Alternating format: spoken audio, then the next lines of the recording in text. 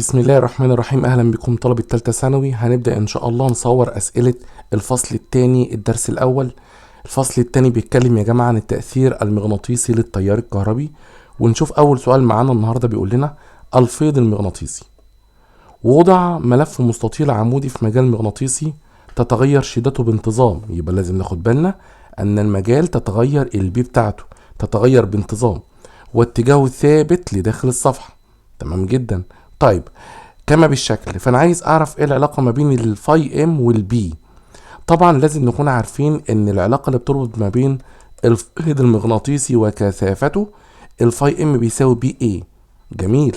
طيب المساحة الموضوعة في المجال ثابتة، فعندما تتغير كثافة الفيض بانتظام يتغير الفيض ايضا بانتظام، فيبقى العلاقة علاقة طردية، وهناخد الاختيار ب. ونشوف السؤال رقم 2 بيقول لنا ايه. السؤال رقم 2 بيقول لنا الشكل المقابل اذا دار الملف او الحلقة اللي قدامنا حول محور، والمحور ده عمودي على مستواها، يعني من الاخر كده اكنها حلقة بتدور بشكل افقي. طيب انا عايز اعرف الفيض اللي هيخترقها.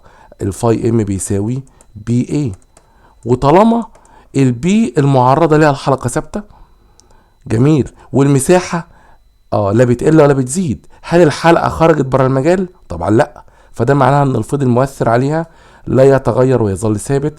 والسؤال رقم 3 بيقول لنا حلقة مساحة مقطعها 2/10. تمام. موضوعها في مجال مغناطيسي واداني كثافته البي بتاعته ب4 ويبر لكل متر مربع. عايز نجيب الفيض المغناطيسي. انا عارف ان الفاي ام بيساوي بي اي، وتعويض مباشر، ونشوف البي ب4 ونشوف الاي ب2/10، هيطلع الناتج 8/1000 ويبر. السؤال رقم 4 بيقول لنا اطار مربع ادانا طول ضلعه. خلاص طالما ادانا طول ضلعه يبقى انا هجيب المساحة. طول الضلع 2/10 في 2/10 هيطلع 4/100 متر مربع، ومديني كمان الكثافة بي. جميل. ومديني الفيض وعايز نجيب الزاوية، فهو عاوز يجيب الزاوية التي يصنعها الإطار مع خطوط المجال.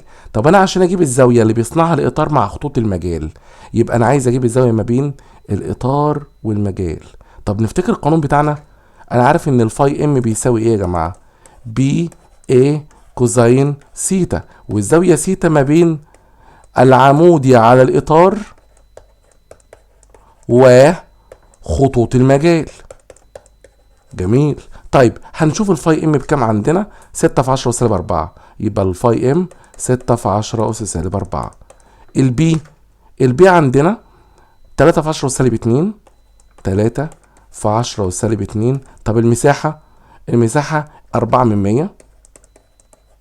اجيب الزاوية سيتا ونطلعها بالآلة الحاسبة ونشوف. ونطلع قيمة الزاوية يا جماعة، هنقول 6 في 10 أس -4 على 3 في 10 أس -2. طبعا الكلام ده في 4/100، ونشوف الناتج هيطلع كام. نص. هعمل شيفت كوزين انسر ونشوف هيطلع معايا الزاوية.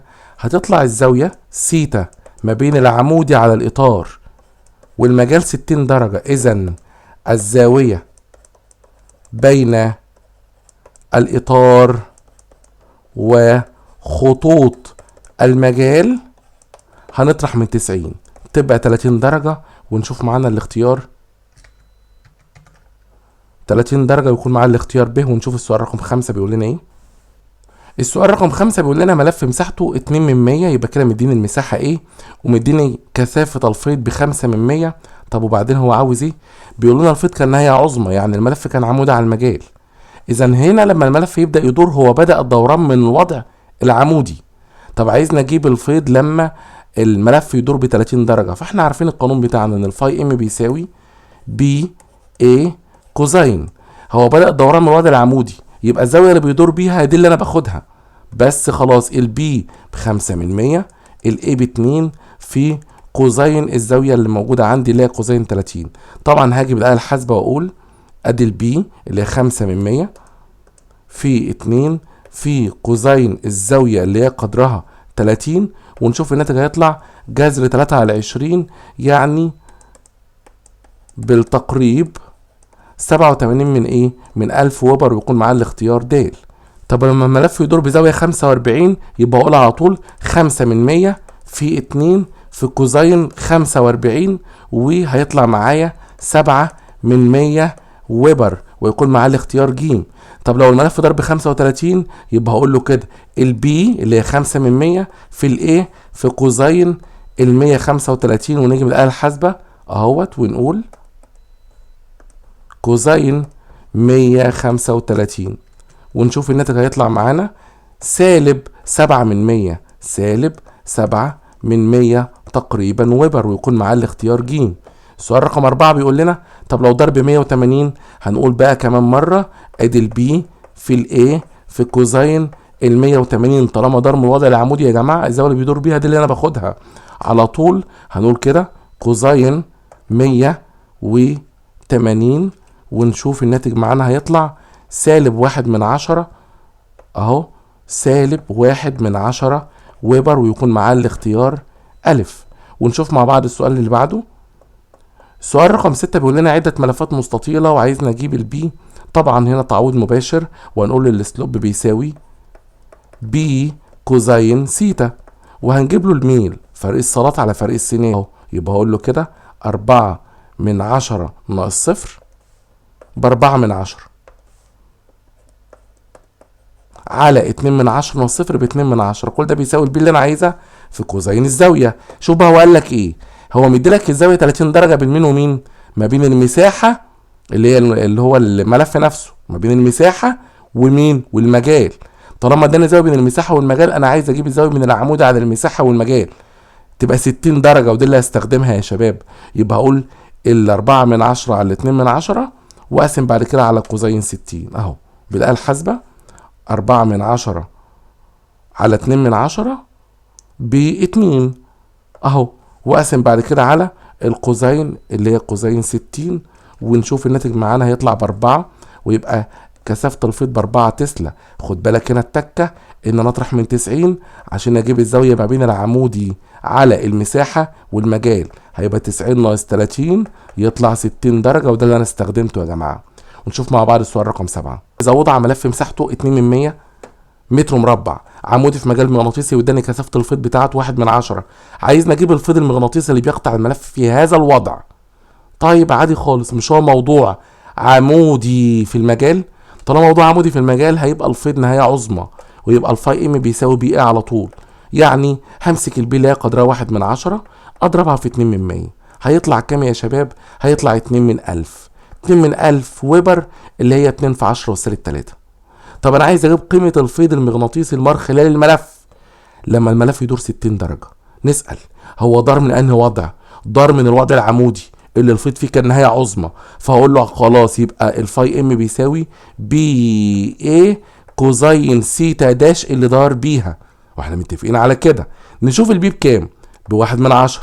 المساحة ب2 من 100، هقول في كوزين السيتا داش اللي هو الزاوية اللي دار بيها 60، يبقى هقول 1 من 10 اهو، 1 من 10 في 2 من 100 في كوزين الزاوية اللي دار بيها اللي هي 60 درجة، ونشوف مع بعض الناتج النهائي هيطلع 1 من 1000 أو 1 في 10 والسالب 3 أهو، 1 من 1000 يعني 10 والسالب 3، ويكون وحدة القياس ويبر، ويبقى معايا الاختيار إيه يا جماعة؟ الاختيار ج. ونشوف السؤال رقم 8. هنا في السؤال رقم 8 بيقول لنا أنا عندي ملف اتحرك في وضعين مختلفين اكس وواي، ادالك مساحة الملف 2 من 10، وكان موضوع في مجال مغناطيسي مديني كثافة فيضه 8 من 10، عايز اجيب التغير اللي حصل في الفيض ما بين اكس وواي. طب ما تيجي نجيب الفيض عند اكس الاول وبعد كده نجيبه عند واي ونطرح. يبقى في حالة الملف وهو في الوضع اكس يبقى الفاي ام هيساوي بي ايه كوزين 90، كوزين 90 بصفر، يبقى الفاي ام كان بصفر. جميل. طب لما بدأ يتحرك الزاوية بين العمود على الملف والمجال اهو 60 درجة، يبقى في حالة واي بقى الفاي ام هيساوي في حالة واي بي ايه كوزين الزاوية اللي دار بيها اللي هي كوزين 60، ونطلع القيمة بتاعتها. البي بكام؟ 8 من 10، يبقى اقول 8 من 10 في الاي ب2 من 10 في كوزين الزاوية 60، ونشوف هيطلع الناتج ايه يا جماعة. اهو نيجي بالآلة الحاسبة 8 من 10 في 2/10 في كوزين 60، ونشوف النتيجة بتاعتنا 2/25، يعني هيطلع الناتج ب8/100 ويبر. لما نيجي بقى نجيب التغير اللي حصل في الفيض هقول له كده، يبقى الدلتا فاي ام هيساوي الفاي ام في الوضع واي ناقص الفاي ام في الوضع اكس. ركز كده، في الوضع واي الفيض كان 8/100، في الوضع اكس الفيض كان بصفر، يبقى التغير 8/100 ويبر، وهنختار الإجابة ب. ونشوف السؤال رقم 9.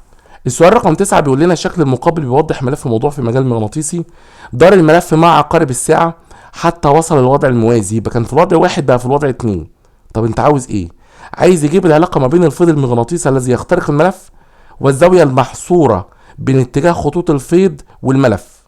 جميل، اللي هي سيتا يعني. طيب وجهة نظركم، في الوضع 1 كان في فيض ولا مفيش؟ كان في فيض. طب الوضع 2 الفيض انعدم، انهي رسمة كان فيها فيض وانعدم؟ مش هتلاقي الا الرسمة دي، كان في فيض عند الوضع ده وبعد كده انعدم الفيض، وعشان كده اختار د. تعالوا بينا اما نشوف السؤال رقم 10. السؤال رقم 10 بقى بيقول لنا ايه؟ بيقول لنا الملف كان موضوع في المجال المغناطيسي زي ما احنا شايفين. بدأ الملف يدخل المجال وفضل ماشي جوه المجال شوية. ليه؟ عشان عرض الملف زي ما احنا شايفين في الوضع اللي قدامنا ده، العرض بتاع الملف ده اهو، ده اهو العرض ده ماله يا جماعة؟ اقل من المسافة اللي مشيها، فالمسافة اللي مشيها 2 ال، هو عرضه ال، يعني معنى الكلام ده وهو بيدخل المجال هتلاقي الفيض عليه بيزيد عشان المساحة بتزيد، وانا عارف ان الفاي ام بيساوي بي ايه. طالما المساحة عليه بتزيد او المساحة المعرضة للمجال بتزيد هتلاقي الفيض بيزيد. هنلاحظ بعد ما هي كلها تخش المجال الفيض المؤثر على المساحة هيفضل ثابت، لان لا البي اتغيرت ولا الاي اتغيرت، وبالتالي هنا لازم نلاحظ ان في الفترة اللي كان فيها ماشي جوه المجال هنلاحظ الفيض ثابت، وعشان كده انا عناية على الاختيار د.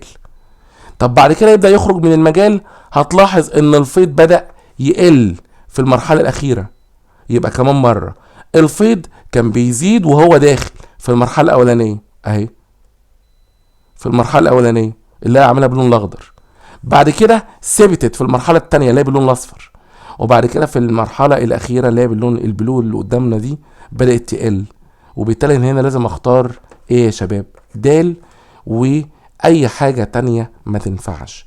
هل ينفع ج؟ طبعا لا، لان هنا فضل الفيض ثابت لفترة، فما ينفعش نختار الاختيار ج، لان هنا للحظة ثبت للحظة، وده ما حصلش في الرسم. تعالوا بينا نشوف السؤال اللي بعده. السؤال رقم 11 بيقول لنا الملف اللي قدامنا بدأ يدور في مجال مغناطيسي، بدأ دوران من انهي وضع؟ ركز كده اهو، هو بدأ يدور من الوضع اللي هو كان فيه عمودي على المجال.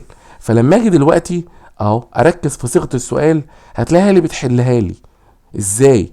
الملف كان موضوع في مجال مغناطيسي عمودي على الصفحة اهو، جميل تمام، والملف في مستوى الصفحة زي ما احنا شايفين.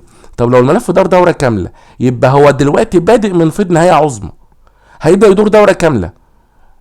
ايه وجهة نظرك بعد ربع دورة هيكون الفيض بكام؟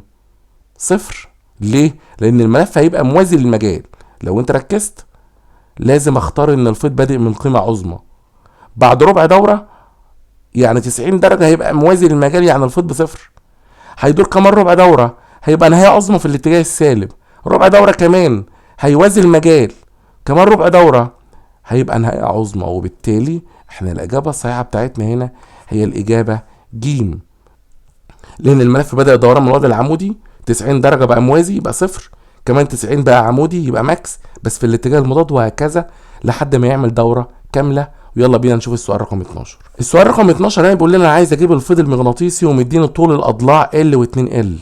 طيب في الحالتين البي ثابته، اذا لو انا عايز اجيب العلاقه ما بين الفاي ام اكس والفاي ام واي بيساوي مساحه اكس على مساحه واي. طب مساحه اكس كام؟ ال تربيع.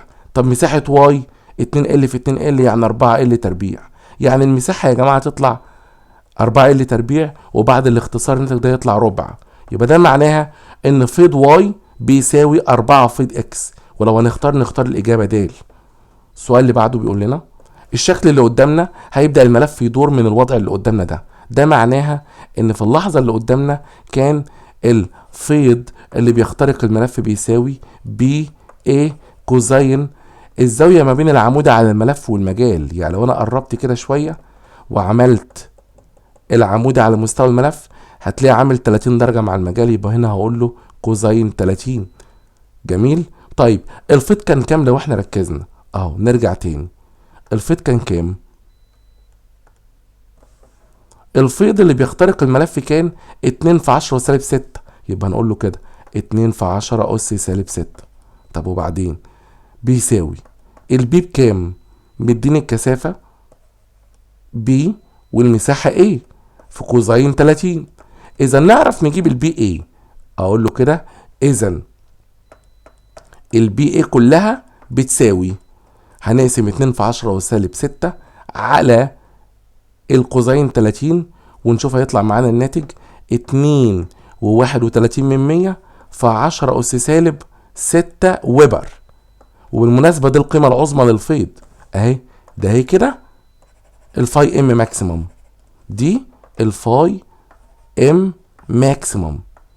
طب هو عاوز ايه؟ عايز يجيب الفيض لو الملف دار بزاوية 30 مع عقارب الساعة. طب ما تركز كده في الوضع اللي قدامنا ده، خليه يدور بزاوية 30 مع عقارب الساعة كده، يعني في الاتجاه ده كده مع عقارب الساعة بزاوية 30. هو لو ده حصل الزاوية ما بين الملف والمجال تنقص 30، وبين العمودة على الملف والمجال تزيد 30، يعني السيتا نوب 60 اللي انا عاوزها. ازاي؟ اهو هرسم الملف في الوضع الجديد بعد ما دار باللون وليكن الاحمر. شوف كده معايا الملف بعد ما دار في الوضع الجديد اهو بقى كده.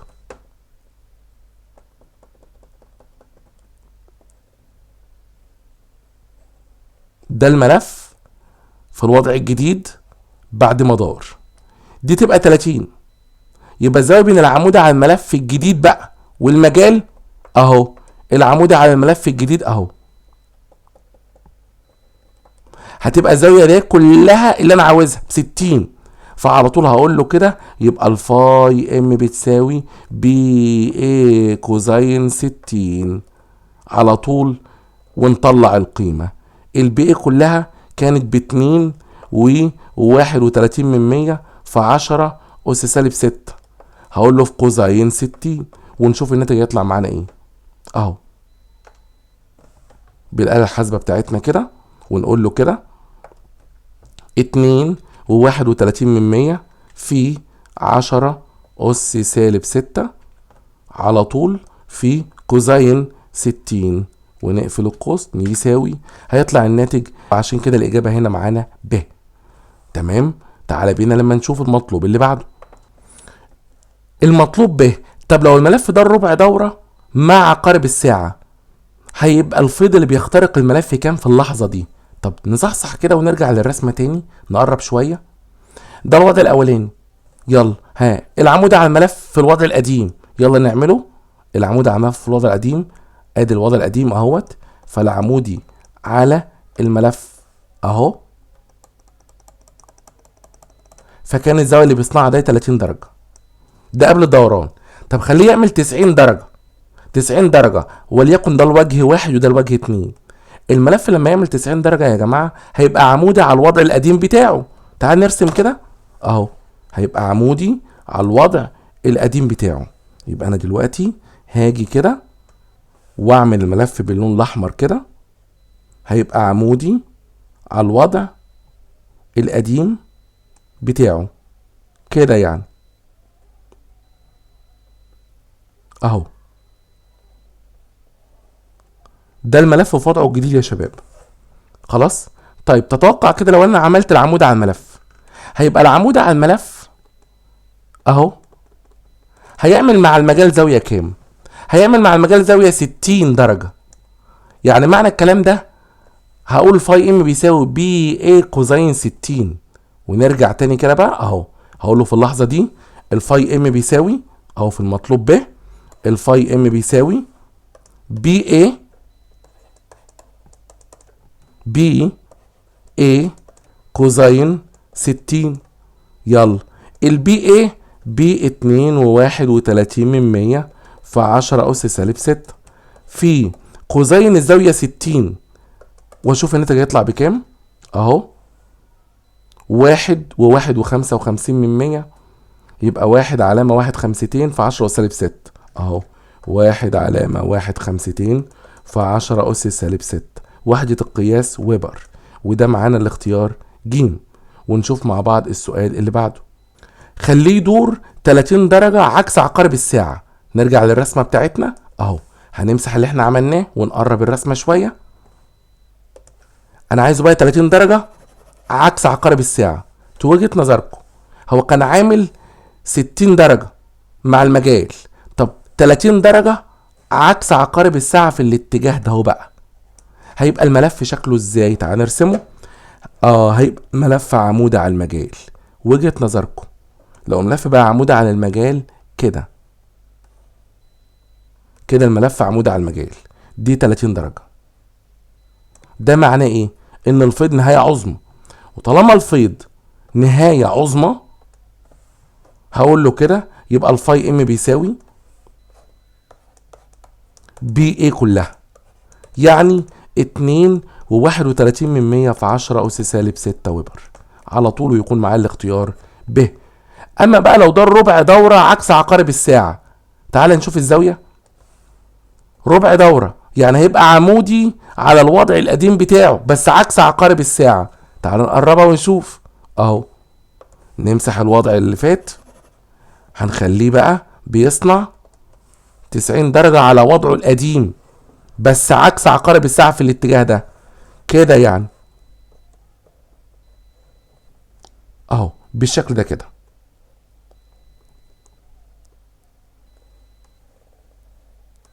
اهو. كده بقى عمودي على وضعه القديم، يعني لو الوجه ده 1 وده 2 فلما دار في الاتجاه ده كده بقى ده 1 وده 2. طب وجهة نظركم لو انا جيت حاولت اعمل العمود على الملف والمجال، برضو هتلاقي العمودي على الملف اهو اللي انا عامله باللون الاحمر بيصنع 60 درجة مع المجال، فهقول بي ايه كوزين 60. هقول له كده النتيجة النهائية في المطلوب ب الفاي ام بيساوي بي ايه كوزين 60، والبي ايه كلها كانت ب2.31 اهو، يعني هتساوي 2.31 في 10 أس سالب 6 في كوزين 60 في 10 أس سالب 6 ويبر، ويكون معاه الاختيار ألف. ناخد بالنا من الفكرة دي يا جماعة ونشوف السؤال رقم 14. السؤال رقم 14 بيقول لنا في الشكل المقابل ملف مساحة وجهه A. طيب والملف ده ماله يا جماعة؟ الملف ده موضوع في مجال مغناطيسي ادالك كثافة فيضه B بحيث يميل على المجال بزاوية 30 درجة، يعني كان عامل 30 درجة. طيب تعرف تجيب لي الفيض في اللحظة ديت؟ هتروح تقول هنعمل العمود على الملف. العمود على الملف اهوت، العمود على الملف عامل 60 درجة مع المجال. من الاخر كده اهوت الفيض نص قيمته العظمى، يعني في البداية خالص الفاي ام اللي بيخترق الملف كان بيساوي نص بي اي. حلو، يعني كان ادي الماكس في كوزين الزاوية بين العمود على الملف والمجال، يعني في كوزين 60 يعني يساوي نص القيمة العظمى. نقدر نقول دلوقتي ايه يا جماعة؟ نقدر نقول طب ما هو الفيض في اللحظة دي كان بيساوي فاي ام، يعني اقدر اجيب القيمة العظمى بتساوي 2 فاي ام. دي نتيجة مهمة جدا اهو. اذا القيمة العظمى للفيض بتساوي 2 فاي ام. طب هو عاوز ايه؟ هو عاوز في المطلوب الاولاني الملف يدور بزاوية قد ايه عشان يبقى الفيض 2 فاي ام. من الاخر كان بيقول لك ازاي تخلي الفيض قيمة عظمى. خد بالك هو عايز اقل زاوية يجب ان يدور بها الملف عشان يبقى الفيض 2 فاي ام. هو انا يا جماعة عشان يبقى الفيض 2 فاي ام يعني انا عايز الفيض نهاية عظمى. تروح مدوره ازاي؟ تدوره عكس عقارب الساعة 60 درجة على 30 اللي قدامنا دي عشان يبقى الملف عمودي على المجال ويبقى قيمة عظمى، فبالتالي هنزود على ال 30 درجة ديت 60. فعشان كده هيبقى معايا الاختيار ج. ممكن واحد يقول لي ايه؟ طب ليه دورت عكس عقارب الساعة؟ طب هل ممكن ادوره مع عقارب الساعة؟ طبعا. عارف هتعمل ايه؟ لو انت دورته مع عقارب الساعة هيبقى 30 عشان يبقى موازي، وكمان 90 عشان يبقى عمودي تاني، يعني هتدوره 120 درجة. هل هو عاوز اكبر زاوية يجب ان يدور بها ولا اقل زاويه؟ عايز اقل زاويه، يبقى يدور عكس عقارب الساعه 60 درجه. لو كان عايز اكبر زاويه يبقى يدور مع عقارب الساعه 120 درجه. انتوا اخدتوا بالكم يا جماعه؟ هنا الاجابه قطعا هي الاجابه ب، هي اصغر زاويه يجب ان يدور بها الملف عشان يبقى الفيض ضعف قيمته او ضعف ال 2 فاي ام يعني. طب انا عايز يبقى 2 على 3 فاي ام، هرجع لقانون الفيض وانا عارف ان الفيض بيساوي الماكس في قوسين الزاويه، صح؟ طب الفيض بتاعه اللي هو عاوزه قد ايه؟ هو عاوزه 2 على 3 فاي ام. كل ده بيساوي القيمه العظمى للفيض اللي هي 2 فاي ام في قوسين الزاويه بين العمودي على الملف والمجال. نعرف دلوقتي نختصر؟ طبعا هنعرف نختصر. هنطير مين مع مين؟ هنطير الاتنين مع الاتنين والفاي ام مع الفاي ام. شفت قوسين التلت بالاله الحاسبه بتاعتنا ونقول كده شفت قوسين التلت، ونشوف هيطلع معانا الاختيار. الزاويه هنا بين العمود على الملف والمجال هتطلع ب70.5، يبقى السيتا هنا ب70.5 درجة. طيب يبقى انا عاوز الزاوية بين العمود على الملف والمجال 70.5، هي كانت كام في الاول؟ 60. طب انا عايزها 70.5، يبقى اقول له كده اذا يجب ان يدور بزاوية قدرها 70.5 ناقص 60، يعني تقريبا الرقم اللي طلع دوت هقول له ناقص 60 اللي هي زاويه بين العمود على الملف والمجال اللي كان عاملها، هيطلع 10 و52%، وهيكون معايا هنا الاختيار او 10 و53%. اهو 10 و53% بالتقريب، ويكون معايا الاختيار ب. جميل تمام. طيب تعالى كده اما نشوف انا عايزه نص فاي ام، هنروح نعوض عن الفاي ام في اللحظه ديت. الفيض هو عايزها نص، خلاص هرجع للقانون بتاعي واقول انا عارف ان الفاي ام بيساوي الفاي ام ماكس في قوسين السيتا، حيث ان الزاويه سيتا هي الزاويه بين العمود على الملف والمجال. الفيض في اللحظه ديت بنص فاي ام، اهي اقول له نص فاي ام بيساوي الماكس 2 فاي ام في قوسين الزاويه سيتا. طب يلا كده نفكر نطير مين مع مين بقى ونركز. هنطير الفاي ام مع الفاي ام، يبقى قوسين سيتا هتساوي نص على الاتنين بربع. اهو يبقى قوسين سيتا هتساوي نص على 2 بربع. اجيب الاله الحاسبه واعمل شيفت قوسين الربع، اهي الربع، ونشوف النتيجه النهائيه هتطلع بكام. هيطلع 75.5، يعني معناها ان الزاويه بين العمود على الملف والمجال ب75.5، اهي 75.5. طب هو كان عامل كام؟ 60. انت عايزها 75.5، يبقى اقول كده 60 او 75.5 ناقص 60 هيطلع كام؟ 75.5 الناتج اللي طلع دوت، اقول ناقص 60 اللي هو كان عاملها مع العمود على الملف مع المجال، هيطلع 15.5 او و52% درجة، وهيكون معاه الاختيار د. وناخد بالنا من الفكرة دي يا جماعة ونشوف السؤال رقم 15. السؤال رقم 15 عايز نرسم العلاقة ما بين الفيض والزاوية سيتا إذا بدأ الملف الدوران من الوضع العمودي. أنا هنا بقى عشان أشوف الملف بدأ الدوران من الوضع العمودي وما أعمل إيه، هقول كده الفيض اللي كان بيخترق الملف كان قيمة عظمى، هيدور ربع دورة هيبقى بصفر، ربع دورة يبقى نهاية عظمى. طب أنا عايزه يدور قد إيه؟ نص دورة، يعني ربع وربع، يعني هبدأ من قيمة عظمى أو ويكون الاختيار معايا ج قيمة عظمى ثم صفر، ده ربع دورة، ثم قيمة عظمى كمان، يبقى كده نص دورة. يبقى الاختيار ج لو هيدور نص دورة من الوضع العمودي ويكون معانا هنا الإجابة ج. طبعا ما ينفعش ألف عشان ألف دي دورة كاملة. ب هنا بدأ الدورة من الوضع الموازي دورة كاملة. طب عارف امتى كنت اختار د؟ لو بدأ الدوران من الوضع الموازي نص دورة. خدتوا بالكم يا جماعه؟ وهنا الاختيار ج. وندخل بعد كده على اسئله المجال المغناطيسي لسلك مستقيم. فبيقول لنا الوحده اللي قدامنا دي ويبر على امبير متر، عايز نعرف دي وحده قياس ايه؟ هي طبعا وحده قياس معامل النفاذيه المغناطيسيه. طيب سؤال رقم 17 بيقول لك انا عايز اجيب كثافه الفيض عند نقطه اكس تعويض مباشر.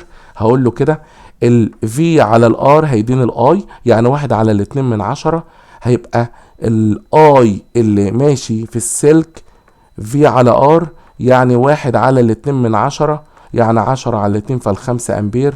ونعوض تعويض مباشر ونجيب الكثافة، وانا عارف الكثافة بتساوي 2 في 10 -7. الاي اللي هي قدرها 5، الدي اللي هي 2/100، ونطلع الناتج.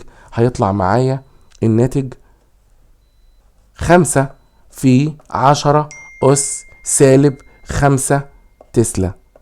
طيب سؤالي بقى دلوقتي، المجال عند نقطة اكس داخل ولا خارج؟ هيبقى داخل، صح؟ لأن التيار طالع لفوق بتطبيق قاعدة أمبير يد اليمنى، يبقى هنا اكس وهنا نقطة. يبقى هقول له كده الرقم 5 في 10 -5، واتجاهها لداخل الصفحة، ويكون معاه الاختيار ألف. ونشوف مع بعض السؤال اللي بعده. هنا بيختبرني في معلومة، بيقول لنا هو لو أنا زودت المسافة الكثافة هيحصل لها إيه؟ هتقل، ويكون معاه الاختيار د. طبعا عشان العلاقة علاقة عكسية. طيب سؤال رقم 19 بيقول لنا هو لو مر تيار هيمر في انهي اتجاه علشان يبقى المجال زي ما احنا شايفينه في الرسمه. هو يعني ايه اللي قدامنا ده؟ المجال لو دي بوصله، الشمالي بيشاور للمجال دايما. يعني لو انا حاولت اعمل دواير حوالين السلك، هتلاحظ الدواير ايه؟ تعالى كده نرسمها مع بعض باللون الاسود بقى. بص معايا، هتلاحظ ده اتجاه المجال حوالين السلك كده، ده اتجاه المجال المغناطيسي حول السلك. طيب ده يخلي بقى السلك ده تياره رايح فين؟ لازم يكون لخارج الصفحة، يبقى يمثل بنقطة. فكده يبقى اتجاه التيار خارج الصفحة واتجاه المجال عكس عقارب الساعة. يبقى هنا التيار عمودي إلى خارج الصفحة، ويكون معايا الإجابة ألف. السؤال رقم 33 معانا بيقول لنا الشكل المقابل سلك مستقيم موضوع في مجال مغناطيسي منتظم زي ما احنا شايفين. اتجاه المجال المؤثر على السلك لداخل الصفحة زي ما احنا شايفين قدامنا كده، وكثافة الفيض بي. طب لو مر تيار في السلك زي ما احنا شايفين، كانت كثافة الفيض الكلية عند النقطة بي ب3 بي. انا عايز اجيب محصلة كثافة الفيض المغناطيسي عند النقطة كيو. سؤال حلو قوي، تعالى كده نقرب الرسمة ونشوف. اتجاه مجال السلك طبقا لقاعدة امبير لليد اليمنى، تيار السلك الاعلى فيبقى يمينه اكس وشماله نقطة. طب المحصلة عند النقطة بي، هنلاحظ ان مجال السلك والمجال المؤثر في نفس الاتجاه. يعني البي توتال عند بي بيساوي بي سلك زائد البي الخارجي. طب هو قالك المجال الخارجي كانت قيمته قد ايه؟ المجال الخارجي كانت قيمته بي، والمحصلة كانت 3 بي. يا جماعة هو لما تبقى المحصلة دهيت، المحصلة ده ب3 بي كده، والمجال الخارجي دهوت ده اهو ببي، اذا مجال السلك بكام؟ برافو عليكم، هيبقى مجال السلك ده كده ب2 بي. يبقى انا كده عرفت مجال السلك. ايه رايك بقى عند النقطه كيو؟ عند النقطه كيو البي توتال عند كيو عباره عن طرح المجالين عشان يكونوا عكس بعض، مجال السلك خارج والمجال المؤثر داخل. طرح المجالين، المجال الكبير ناقص المجال الصغير، اللي مجاله كبير اللي هو مجال السلك، اللي مجاله اصغر اللي هو المجال الخارجي. يبقى هنا هقول ايه بقى؟ البي سلك ب2 بي والبي الخارجي ببي، هيبقى المحصله بي واحده، وطبعا هيكون اتجاهها مع مجال السلك الخارج الصفحه. يبقى هيقول له كده محصله كثافه الفيض بي والى خارج الصفحه. هنا بس ما حددليش الاتجاه، هنا بيقول لك عايز مقدار، يبقى اقول له المقدار بي، ولو كان عايز اتجاه هقول له كده الى خارج الصفحه مع مجال السلك، لان مجال السلك خارج الصفحه يا جماعه. ويلا بينا نشوف السؤال اللي بعده. السؤال رقم 35 بيقول لنا في الشكل انا عندي سلكين مستقيمين A و B زي ما احنا شايفين، وعاوز اجيب المحصله عند النقطه اكس. طب السؤال زي كان حلو ازاي؟ نحدد اتجاه المجالات ونعرف احنا عند النقطه اكس جمع ولا طرح. نشوف كده، السلك A يمينه اكس وشماله نقطه، السلك B يمينه اكس وشماله نقطه. يبقى معنى الكلام دوت بينهم طرحهم وخارجهم جمعهم. طب انت عايز تجيب المحصله عند النقطه B، انت عايز تجيب المحصله بتاعت كثافه الفيض عند النقطه اكس، هقول له كده البي توتال عند اكس كده، البي توتال عند اكس عباره عن مجال السلك الكبير ناقص مجال السلك الصغير، وطبعا مجال السلك الكبير هو اللي قد تياره كبير، اللي مسافات قد بعضها. يبقى اقول له كده مجال السلك بي ناقص مجال السلك ايه. طبعا المشترك ما بينهم يا جماعه 2 في 10 والسالب 7. خلاص اي على دي، الاي مختلف انما المسافه هي المشتركه. عادي ممكن اعوض تعويض مباشر عادي، وممكن اخد عامل مشترك يا سيدي. هعوض على طول. كثافه فيض بي ب4، يبقى اقول له في 4 على الديب بتاعتها ب 10 سم، يعني 1 من 10 متر، ناقص 2 في 10 اس سالب 7. تيار السلك ايه ب2 ومسافته ب1 من 10، يبقى اقول له 2 على 1 من 10. نطلع الناتج دي بالاله الحاسبه ونشوف هيطلع معانا.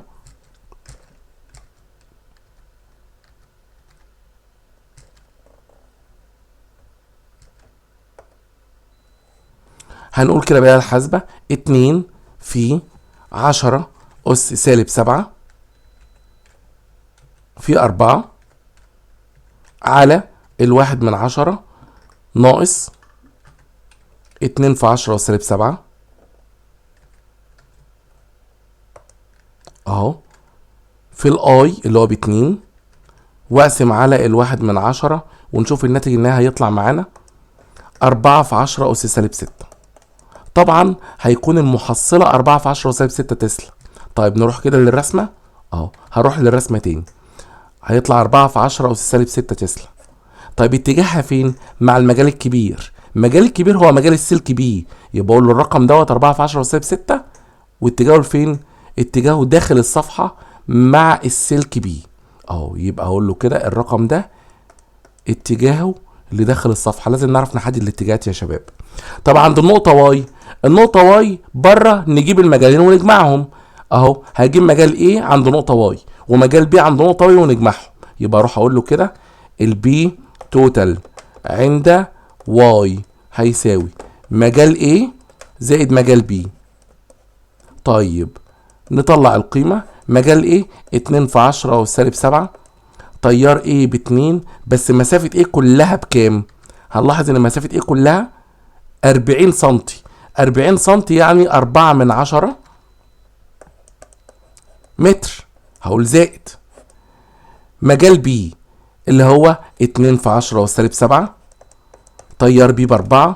طيب مسافة بي بكام يا جماعة؟ لو نرجع للرسمة مسافة بي ب20 سنتي بس اهو، يعني 2 من 10 متر. ونطلع القيمة دي على الآلة الحاسبة ونشوف هيطلع معانا كام. 2 في 10 والسالب 7. هرجع اهوت اعدل القيم. في 4 لا هي هتبقى في 2 على 4 من 10. طبعا هقول زائد 2 في 10 والسالب 7 في 4 على 2 من 10، وهيطلع معايا القيمة 5 في 10 أس سالب 6 تسلا. وخد بالك بقى هنا اتجاه المجال فين؟ تعال نرجع للرسمة. المجالين مالهم خارج الصفحة، فيبقى المحصلة خارج الصفحة، يعني هيطلع 5 في 10 وسالب 6 وإلى خارج الصفحة. ناخد بالنا من الفكرة دي. ناخد بالنا من الفكرة دي ونشوف مع بعض السؤال رقم 36. السؤال رقم 36 جايب لي بقى ايه؟ سلكين مستقيمين متوازيين زي ما احنا شايفين، كلاهما عمود على الصفحة وطيروا الى خارج الصفحة. طيب وبعدين عاوز ايه؟ عايز يعرف عند النقطة واي لو عايز احسب المحصلة احسبها ازاي. تعال نقرب الرسمة ونطبق قاعدة اليد اليمنى الامبير عشان نحدد اتجاه المجال. هنلاحظ ان السلك ايه طياره لخارج الصفحة، فنلاحظ ان هو هيمس النقطة واي في الاتجاه ده كده.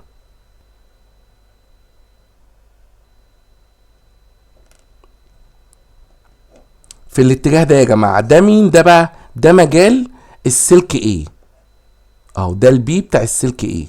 طب تعالى كده ما نحدد مجال السلك بي. طياره برضو لخارج الصفحة، هنعمله بلون تاني مثلا لون الازرق. ركز، طياره لخارج الصفحة. فلما اجي اطبق القاعدة هيكون دواير عكس عقارب الساعة، فهيمس النقطة واي عند الاتجاه ده بالشكل ده كده. يبقى عند النقطة واي مجال السلك بي في الاتجاه ده. هنلاحظ ان المجالين متعامدين، فلو انا عايز اجيب المحصلة هقول له كده يبقى البي توتال بتساوي الجذر التربيعي لكثافة A تربيع زائد كثافة B تربيع. ونختار ايه يا جماعة؟ نختار د، وناخد بالنا من الفكرة دي. ويلا بينا نشوف السؤال اخر. السؤال رقم 37 سؤال فيه فكرة ذكية شوية، بيقول لنا انا عايز اعرف كثافة الفيض اكبر ما يمكن عند انهي نقطة. تعالى نمسك نقطة نقطة ونجيب المحصلة عندها. مش الطيارين في نفس الاتجاه؟ يبقى ما بينهم طرحهم وخارجهم جمعهم، صح ولا غلط؟ طيب تعالى نجيبها عند اكس الاول. البي توتال عند اكس عبارة عن مين؟ عبارة عن مجال السلك الاول ناقص مجال السلك التاني. ليه؟ تعالى نشوف مين اللي طياره كبير، السلك الاولاني وليكن ده الاول وده التاني. فيبقى طرح المجالين، السلك الاولاني طياره 2 اي مسافته عن اكس 2 دي. طيب السلك التاني طياره اي مسافته عن السلك او عن النقطة اكس دي واحدة. فلو انا عايز اجيب البي توتال هقول له كده عبارة عن طرح المجالين. اهو البي توتال هتساوي، هناخد 2 في 10 اس سالب 7 عامل مشترك. هناخد عامل مشترك عشان نرتاح. حلو، يلا. السلك الاولاني 2 اي على 2 دي، السلك التاني اي على دي. يبقى عند النقطة اكس على فكرة المحصلة هتساوي صفر. هل ممكن يبقى الكثافة عندها اكبر ما يمكن؟ طبعا لا، فانا هستبعد النقطة اكس. تعال لما نجيب المحصلة عند النقطة زد، ركز كويس كده معايا. هو عند النقطة زد المجال اللي رايح لها مجال مين؟ مجال السلك الاول، انما مجال السلك التاني عند النقطة زد بصفر. فيكون البي توتال عند زد عبارة عن مجال السلك الاول 2 في 10 اس سالب 7 طياره 2 اي مسافته 3 دي عن مركز السلك التاني. خدت بالك؟ طيب الكثافة عند النقطة واي عبارة عن ايه؟ مجال الاول ناقص مجال التاني. طيب مين اللي مجاله كبير؟ ده 2 اي على دي، انما السلك التاني اي على 2 دي، يبقى مجال السلك الاولاني هو الاكبر. فهقول له كده البي توتال عند واي عبارة عن ايه؟ يا ريت تركز معايا. 2 في 10 اس سالب 7 اي على دي، هاخد الاي على دي مشترك عشان نسهل الحسابات. يلا، السلك الاكبر في المجال هو السلك الاول، المعامل بتاعه 2 مسافته دي واحدة خلاص، ناقص السلك التاني المعامل بتاعه اي بواحد مسافته دي، فاقول ناقص واحد. طيب تعرف تقول لي 2 ناقص واحد بكام؟ بواحد. طيب ركز كده، بالنسبة لزد كان المعامل بتاعها 2 على 3، يبقى حتى الان واي كثافة عندها اكبر، صح؟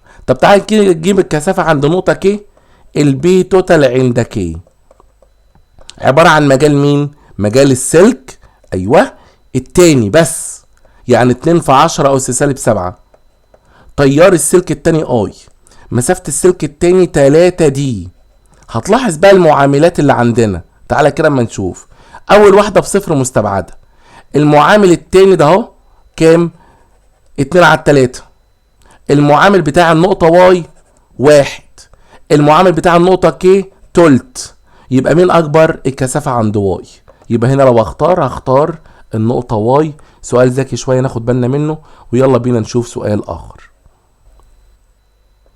السؤال رقم 38 بيقول لنا يوضح الشكل سلكين مستقيمين طويلين كما بالشكل. طيب قال لك اذا كانت شدة التيار السلك الاول مالها اكبر من شدة تيار السلك التاني، عايز اعرف اتجاه المحصلة مش المسافة هي. تعال نحدد اتجاه المجال. السلك الاولاني هعمل مجاله باللون الاحمر.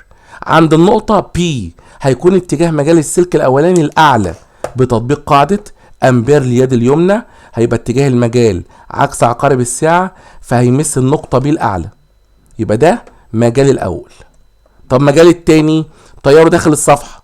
طالما طياره داخل الصفحة فهتبقى المحصلة لأعلى برضو. ليه؟ هيبقى المجال بتاعها مع عقارب الساعة، فيبقى برضو هيبقى المجال بتاعها مع عقارب الساعة، فيبقى برضو بالنسبة للسلك التاني مجال السلك التاني لأعلى كده، يعني اهو مجال السلك التاني كده لأعلى، يبقى مجال السلك التاني هيبقى هو كمان لأعلى كده. فيبقى لو انا عايز اجيب المحصلة هيبقى البي توتال في نفس الاتجاه، عبارة عن جمع المجالين لو انا عايز احسبها كمقدار، واتجاهها الاعلى الصفحة، ويكون معايا الاختيار ج. شوف مع بعض سؤال اخر. السؤال رقم 40 بيقول لنا في الشكل المقابل سلكان طويلان مستقيمان وفي نفس المستوى بتاع الصفحة، المسافة بينهم 20 سنتي، يحمل السلك واحد تيار 9 والسلك التاني يحمل تيار اي. عايز اجيب مقدار واتجاه التيار اي في السلك التاني الذي يجعل المحصلة عند اكس منعدمة. يا جماعة هو عشان تنعدم كثافة الفيض خارج السلكين لازم يكونوا التيارين مالهم وش كده يكونوا متعاكسين، وعلشان يبقوا متعاكسين المحصلة عند النقطة اكس تنعدم لو مجال الاول بيساوي مجال التاني. من الاخر كده تيار الاول على مسافة الاول لازم تساوي تيار التاني على مسافة التاني. تعال نجرب. تيار الاول انا معرفوش، تيار الاول من دون 9 امبير، مسافة الاول 30 سنتي، ما هو 20 و10 يعني 30 سنتي، ما تحولش، ما فيش داعي انك تحول. طب تيار التاني، تيار التاني انا مش عارفه، هو عايز يجيب مقداره، ما انا مش عارفه. خلاص طيب مسافة التاني 10، طبعا نقدر نجيب تيار السلك التاني واتجاهه، احنا جبنا اتجاهه من بي لايه. طيب مقداره 9 في 10 ب90 على 30 فيها 3 امبير، ويكون معايا هنا 3 امبير من بي لايه، ويكون معايا الاختيار د. ناخد بالنا من الفكرة دي يا جماعة، ويلا بينا نشوف سؤال اخر. السؤال رقم 41 بيقول لنا يمر تياران اي و2 اي في سلكين متوازيين كما بالشكل. هيحصل ايه لما حرك السلك واي مبتعدا عن اكس؟ لازم نجيب الاول القانون اللي هيحسب لنا الموضوع ده. البي توتال عند النقطة سي، هقول له كده البي توتال عند سي بيساوي كثافة فيض السلك الاكبر مجال اللي هو اللي بيمر فيه تيار اكبر واقرب كمان اللي هو اكس، ناقص كثافة فيض السلك واي ده بيمر فيه اي ومسافته ابعد. المهم هو عمل ايه؟ ركز كده بالراحة. هو حرك واي مبتعدا، يعني كثافة فيض واي عند سي قلت. هو المقدار ده يا جماعة لما يقل، المقدار ده هو اللي هو بي واي لما يقل، والبي اكس كونست، تتوقع البي توتال يحصل لها ايه؟ تزيد. وعشان كده هنا معانا الاختيار ج. نشوف مع بعض السؤال رقم 42. السؤال اللي قدامنا هنا عايز يجيب المحصلة عند النقطة اكس. طب هنا عشان اجيب المحصلة عند النقطة اكس لازم احدد مجال كل سلك. السلك الاولاني عمود على الصفحة طيره لخارج الصفحة، اذا لو انا عايز اجيب مجال السلك الاولاني هعمله باللون الاحمر. عند النقطة اكس هيبقى مجاله عكس عقارب الساعة، فهيمس النقطة اكس في هذا الاتجاه. اما بالنسبة لي مجال السلك التاني طياره زي ما احنا شايفين كده في الاتجاه ده كده، طب مجاله تحت اكس وفوق نقطة، يعني مجال السلك التاني يا جماعة من عند النقطة اكس هيبقى خارج الصفحة، هيبقى خارج الصفحة. فيتضح عند النقطة اكس في مجالين، مجال الاول جهة يمين الصفحة، ومجال التاني اللي هو البي 2 الى خارج الصفحة، فبالتالي هيكون المجالين متعامدين. هنحسب البي 1 ونحسب البي 2 وبعد كده نطبق عليهم فيثاغورس بس خلاص. اهو هنجيب البي 1، البي 1 هتساوي 2 في 10 أس -7، الاي بتاعها 20، الدي بتاعتها 1/10. هنطلع البي 1 هتطلع كام يا جماعة؟ هيطلع ادي 200 ادي 4 في 10 أس -5 تسلا. طب اجيب البي 2، البي 2 هيجيبه ازاي؟ مجال التاني 2 في 10 أس -7، التيار بتاعها 15، المسافة بتاعتها 1/10. خلاص هيطلع الناتج كام؟ ادي 150 في 2 ب 300، يعني 3 في 10 أس -5 تسلا. والرقمين اللي يطلعوا دول هطبق عليهم فيثاغورس، الجذر التربيع اهو. اذا البي توتال بتساوي الجذر التربيعي بي 1 تربيع زائد بي 2 تربيع. الكلام ده لما اطبقه بالاله الحاسبه 3 و4 يبقى محصلتهم 5، ده في ناس حافظاها على طول. 5 في 10 أس سالب 5 تسلا. خد معايا الاختيار ج. نشوف مع بعض سؤال آخر. السؤال رقم 43 بيقول لنا الشكل المقابل يوضح سلكان معزولان يمر بكل منهما تيار كهربي شدته اي. عايز اجيب النسبة بين كثافتي الفيض عند اكس وواي. انتم مركزين؟ عند النقطة اكس، صح كده معايا. الرسمة قدام اهي، عايز احدد اتجاه المجال. السلك الاولاني اللي هو الافقي اللي قدامنا ده، هرسم مجاله باللون الاحمر. التيار جهة يمين الصفحة، فيبقى تحتيه اكس وفوقيه نقط. ده ايه؟ ده مجال السلك الاول. طب مجال السلك التاني، نيجي نركز كده مع بعض.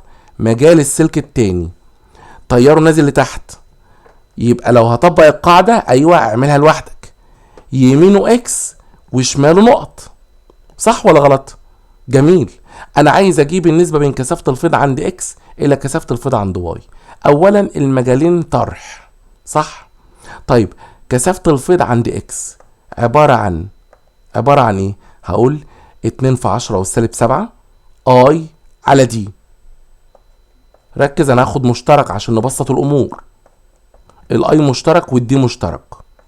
هقول بقى مجال السلك الاكبر ناقص مجال السلك الاقل. مين السلك الاكبر مجال عند اكس؟ لو ركزنا كده، السلك واحد بيمر فيه اي وبيبعد دي مثلا، السلك التاني بيمر فيه اي وبيبعد 2 دي، يبقى اكيد مجال الاول هو الاكبر. فهقول كده مجال الاول اي ومسافته دي مثلا، يبقى اقول له اي واحده ودي واحده، وانا واخد ال 2 في 10 سالب 7 اي على دي مشترك بره ناقص. طب مجال التاني طياره اي، يبقى واحد اي.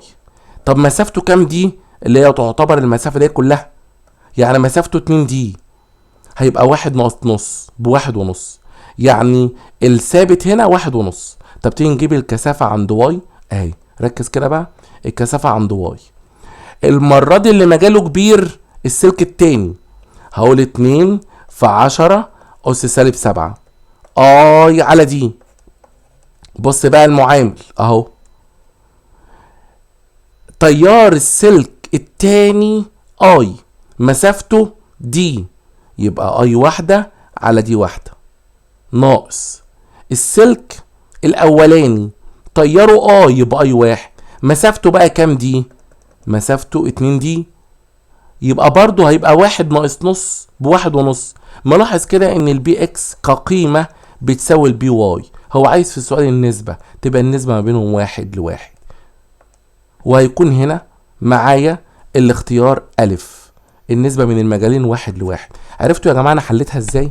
ناخد بالنا من فكرة زي دي ونشوف مع بعض السؤال رقم 44.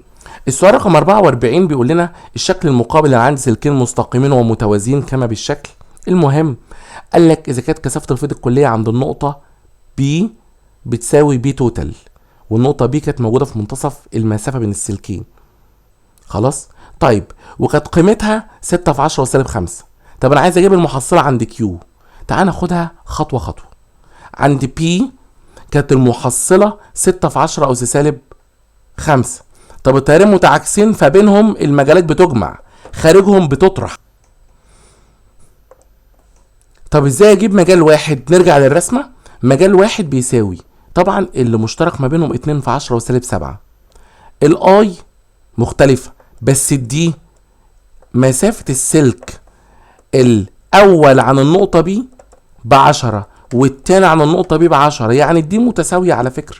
يبقى أقول له كده ناخد مشترك 2 في 10 أس سالب 7. حلو ماشي. الآي مختلفة، الدي متساوية، خلاص. يبقى أقول له كده الآي بتاع الأولاني أنا معرفوش أهي، أنا معرفوش الآي بتاع الأولاني معرفوش. طيب الآي بتاعة السلك التاني ب10، مسافة السلك الأولاني 10 سنتي يعني 1/10، مسافة السلك التاني 1/10. طبعا كنت ممكن خدت ال1/10 بره مشترك، بس المهم ده كده البي توتال اللي هو مداني في السؤال بكام؟ 6 في 10 أس سالب 5. 6 في 10 أس سالب 5. نعرف من المعادلة دي نجيب قيمة الاي 1، طبعا نعرف نطلعها، نحلها بالآلة الحاسبة بطريقة المجهول هتطلع معانا على طول. اهو ركز كده معايا. 6 في 10 أس سالب 5 بتساوي ألفا سولف 2 في 10 أس سالب 7. المجهول اللي هو ألفا إكس على 1/10 أهو، على 1/10 زائد 10 على 1/10، ونشوف النتيجة النهائية تطلع كام. شيفت سولف يساوي، هيطلع تيار السلك الأول ب20 أمبير. يبقى أنا كده عرفت من المعطى الأولاني تيار السلك الأول هيطلع 20. نعرف بقى نجيب المحصلة عند كيو بالطرح. تتوقع كده هتبقى طرح المجالين 1 ناقص 2 ولا 2 ناقص 1؟ نشوف مين اللي مجاله كبير. تيار الأول 20 مسافته 30 سنتي، يعني 20 على 30. طب تيار التاني 10 مسافته 10، يعني 10 على 10 فالواحد، صح؟ 20 على 30 أصغر، فيبقى مجال التاني هو الأكبر. فهقول له كده يبقى البي توتال بتساوي مجال التاني، البي توتال عند نقطة كيو، مجال التاني عشان هو الأكبر ماله بقى ناقص مجال الأول على طول. مجال التاني ناقص مجال الأول، مجال التاني 2 في 10 وسالب 7 هاخدها مشترك.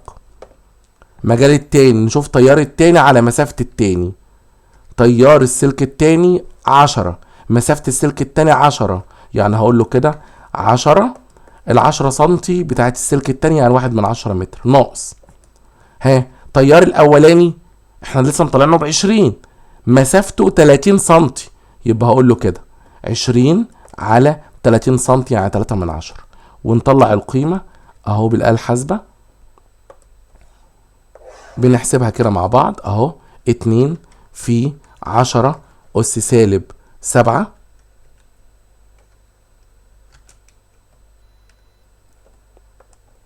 بسط ومقام 10 على 1/10 ناقص 20 على 3/10، ويطلع معايا النتيجة النهائية كام؟ هيطلع معايا النتيجة النهائية 6 في 10 أس، هيطلع معايا النتيجة النهائية 6.66% بالتقريب، 6.67% في 10 أس سالب 6، وتكون وحدة القياس تسلا. وناخد بالنا من الفكرة دي يا جماعة، ونشوف مع بعض الاختيار هو الاختيار د.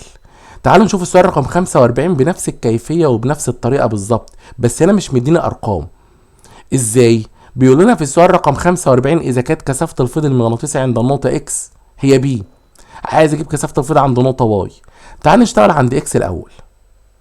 مش التيارين متعاكسين يعني بينهم جمع وبراهم طرح؟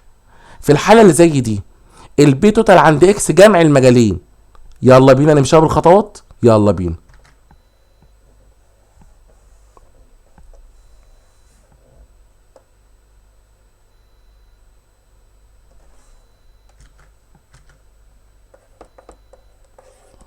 يبقى عند النقطة اكس هقول له كده البي توتال عند اكس عبارة عن مجال السلك الاول زائد مجال السلك التاني.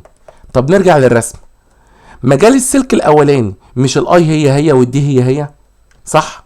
فهقول لك 2 في 10 أس سالب 7 اي على دي هاخده مشترك.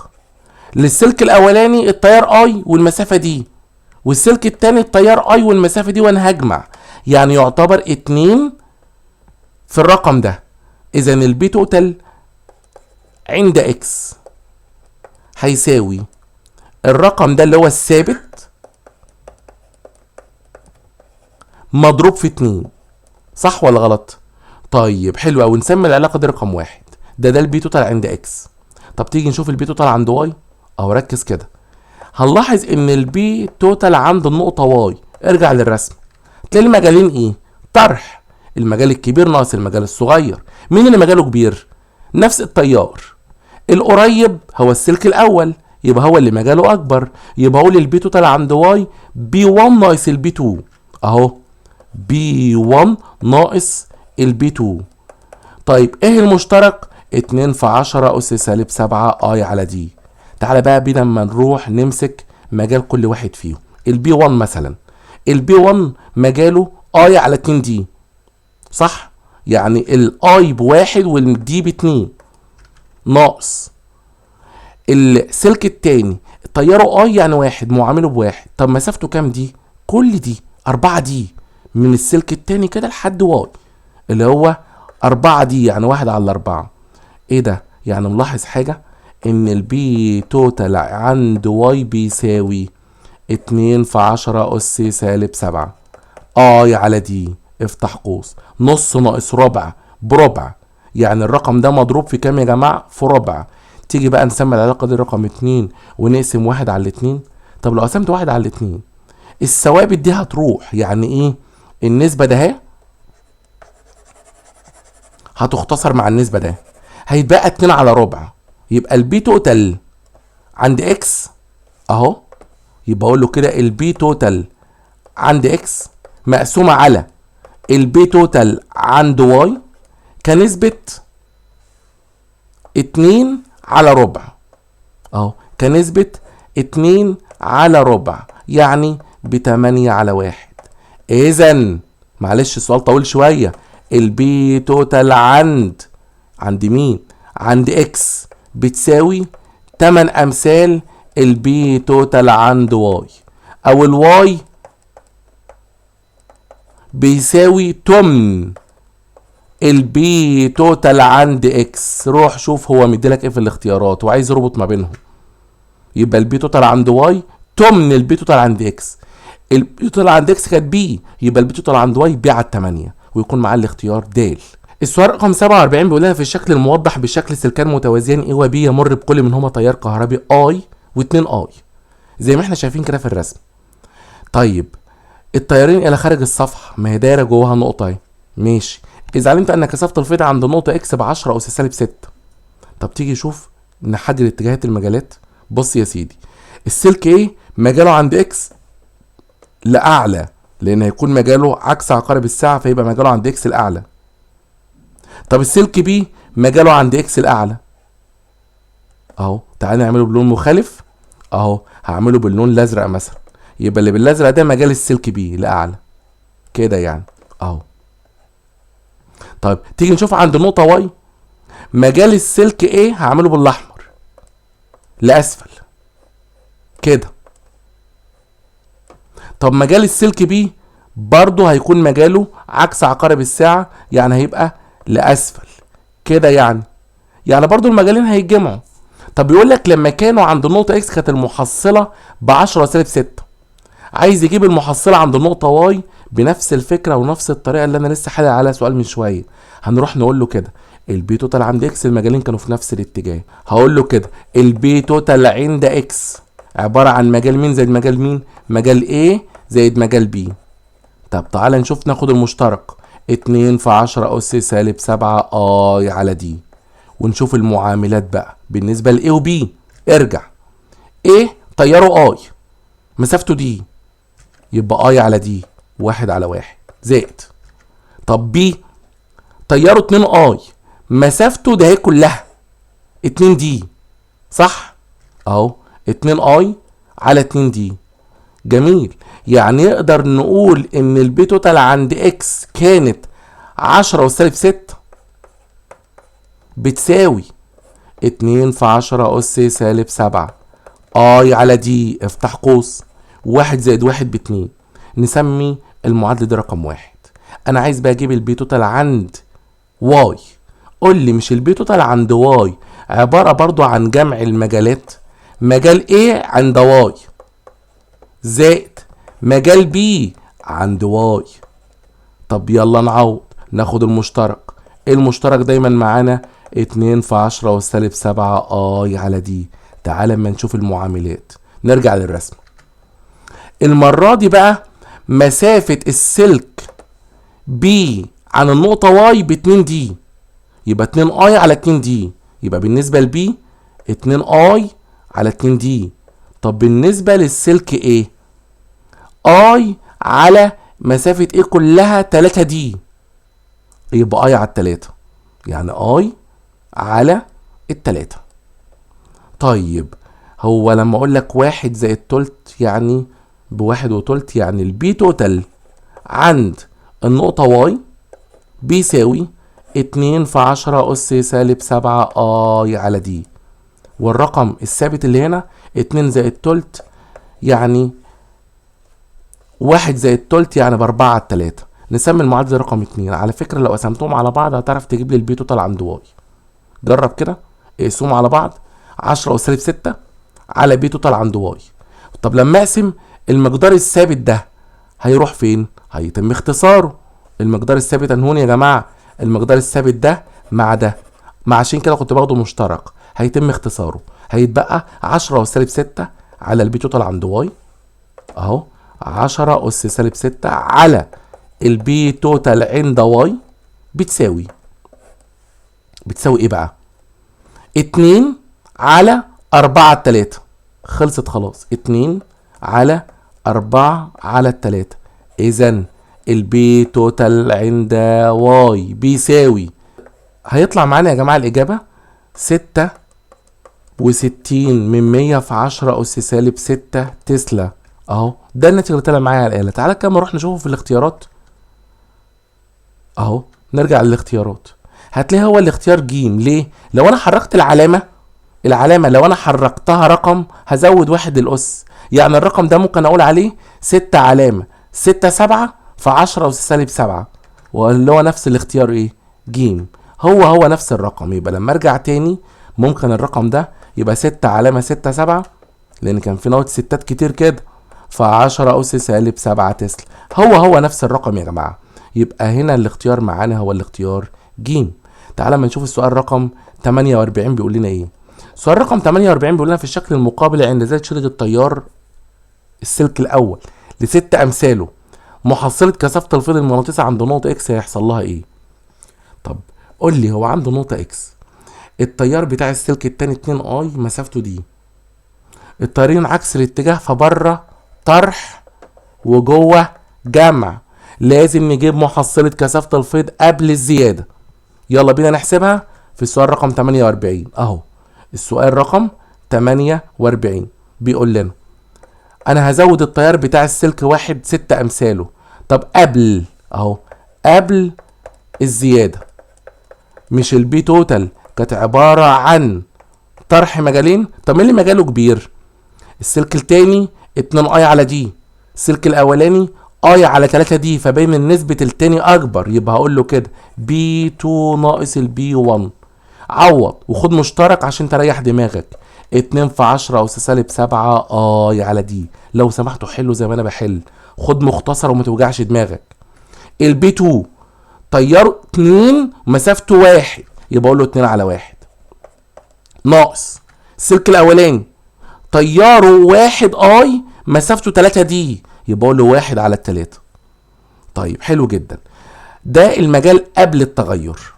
ركز، ده المجال قبل. طبعا 2 ناقص تلت اللي هو اقدر ان انا اطلعها على الآلة الحاسبة او اقول المعامل هنا بكام. البي توتال في الحالة الاولانية 2 في 10 والسالب 7 اي على دي، والمعامل ده 2 ناقص تلت، 2 ناقص تلت اهو. بعملها زيك بالآلة الحاسبة، هيطلع الناتج كام؟ 5 على 3. يعني هنا في رقم ثابت قدره 5 على 3. طب بص هو هيعمل ايه بقى؟ هو كل اللي هيعمله هيخلي تيار السلك الاول 6 اي. شايف السلك الاول دوت هيبقى تياره 6 اي، هتبقى ايه؟ عمليه برضو طرح. تعالى بقى نشوف لما يخلي تيار السلك التاني 6 اي. هو تيار السلك التاني لو 6 اي، تعالى كده اما نجيب نسبه التيار على المسافه لكل واحد فيهم ونشوف مين اللي مجاله هيبقى اكبر. صح كده، السلك التاني 2 اي على دي، طب السلك الاولاني 6 اي على 3 دي، ما المسافه ده كلها جماعه. ولما اقول لكم 6 اي على 3 دي مش هي ها مجال التاني 2 اي على دي، صح ولا غلط؟ يعني من الاخر كده النقطه اكس ستصبح نقطه تعادل، وفي اللحظه دي البي توتال في الحاله الثانيه اذا في الحاله الثانيه إذا زاد تيار السلك الأول بقى 6 اي هتبقى البي توتال بصفر، لأن النقطة اللي اسمها ايه؟ النقطة اكس اهي، لأن النقطة اكس ستصبح نقطة تعادل. من الآخر كده عايز يقولك كثافة الفيض، فإن محصلة كثافة الفيض ستصبح كام؟ هو الحل بتاعها ستصبح صفر. يعني كان ممكن ما احسبش الحسابات بتاعت الأولانية، بس أنا ما كنتش ضامن لما أجيب النسبة تطلع صفر، فمشاها بالخطوات واحدة واحدة كده. طب اللي لقطها من البداية وقال 2 اي على دي هي 6 اي على 3 دي، يبقى المحصلة في صفر ويطلع الاختيار ج على طول. يلا بينا نشوف سؤال آخر.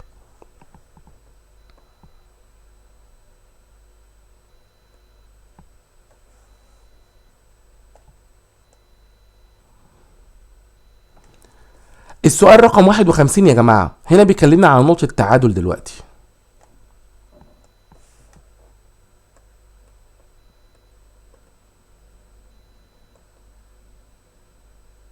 السؤال رقم 50 يا جماعة بيقول لنا ايه؟ في الشكل المقابل سلكان مستقيمان متوازيان A و B تيارهم لخارج الصفحة زي ما انت شايف قدامك. طب وبعدين؟ بيقول لك انا عايز اجيب المحصلة عند النقطة Y اذا كان تيار السلك A بآي وتيار السلك B ب2 اي. طيب وجهة نظرك، اذا كانت كثافة الفيض عند النقطة Y ب B، كثافة السلك A عند النقطة Y ب B، انا عايز اجيب كثافة الفيض بتاعت السلك. السؤال رقم 50 بيقول لنا في الشكل المقابل سلكان مستقيمين متوازيان A و B يمر بكل منهما تيار كهربي I و2 I على الترتيب زي ما احنا شايفين كده في الرسم. طيب قال لك كانت كثافة فيض السلك A ب B، عايز اجيب المحصلة عند Y. جماعة هو انا دلوقتي عشان نجيب المحصلة عند Y مش الضلعين دول قد بعض؟ يعني المسافة بتاعت A عن النقطة هي مسافة B عن النقطة. طب المجالات عاملة ايه؟ تعالى بينا اما نقرب شوية. هرسم مجال السلك ايه باللون الاحمر، مش التيار خارج الصفحة بامبير اليد اليمنى. مجال السلك ايه هيمس النقطة واي في الاتجاه اللي هرسمه دلوقتي ده كده اهو، هيمس النقطة واي في الاتجاه ده كده. ركز.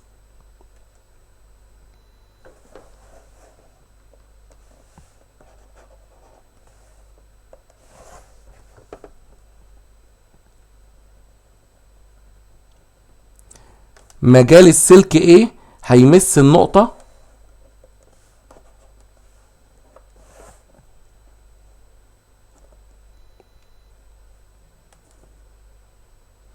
مجال السلك ايه هيمس النقطة واي زي ما انا كده راسم باللون الاحمر، يبقى اللي باللون الاحمر ده مجال السلك ايه. طب مجال السلك بي تتوقع كده هيبقى عكس عقارب الساعة، هيبقى هيمس النقطة واي فين يا جماعة؟ هيمس النقطة واي في الاتجاه ده كده. ركز، في الاتجاه ده كده. انا لسه حالل سؤال شبهه من شوية بس هنا التيارات مختلفة. طيب اكيد هتبقى النتيجة هي برضو. ازاي؟ هنطبق بفيثاغورس عشان نجيب المحصلة. تعالى كده نجرب اهو. ده اللي انا برسمه دلوقتي ده مجال مين؟ ده مجال السلك بي. يبقى مجال السلك بي يا شباب هيمس النقطة واي، يبقى مجال السلك بي هيمس النقطة واي في الاتجاه ده.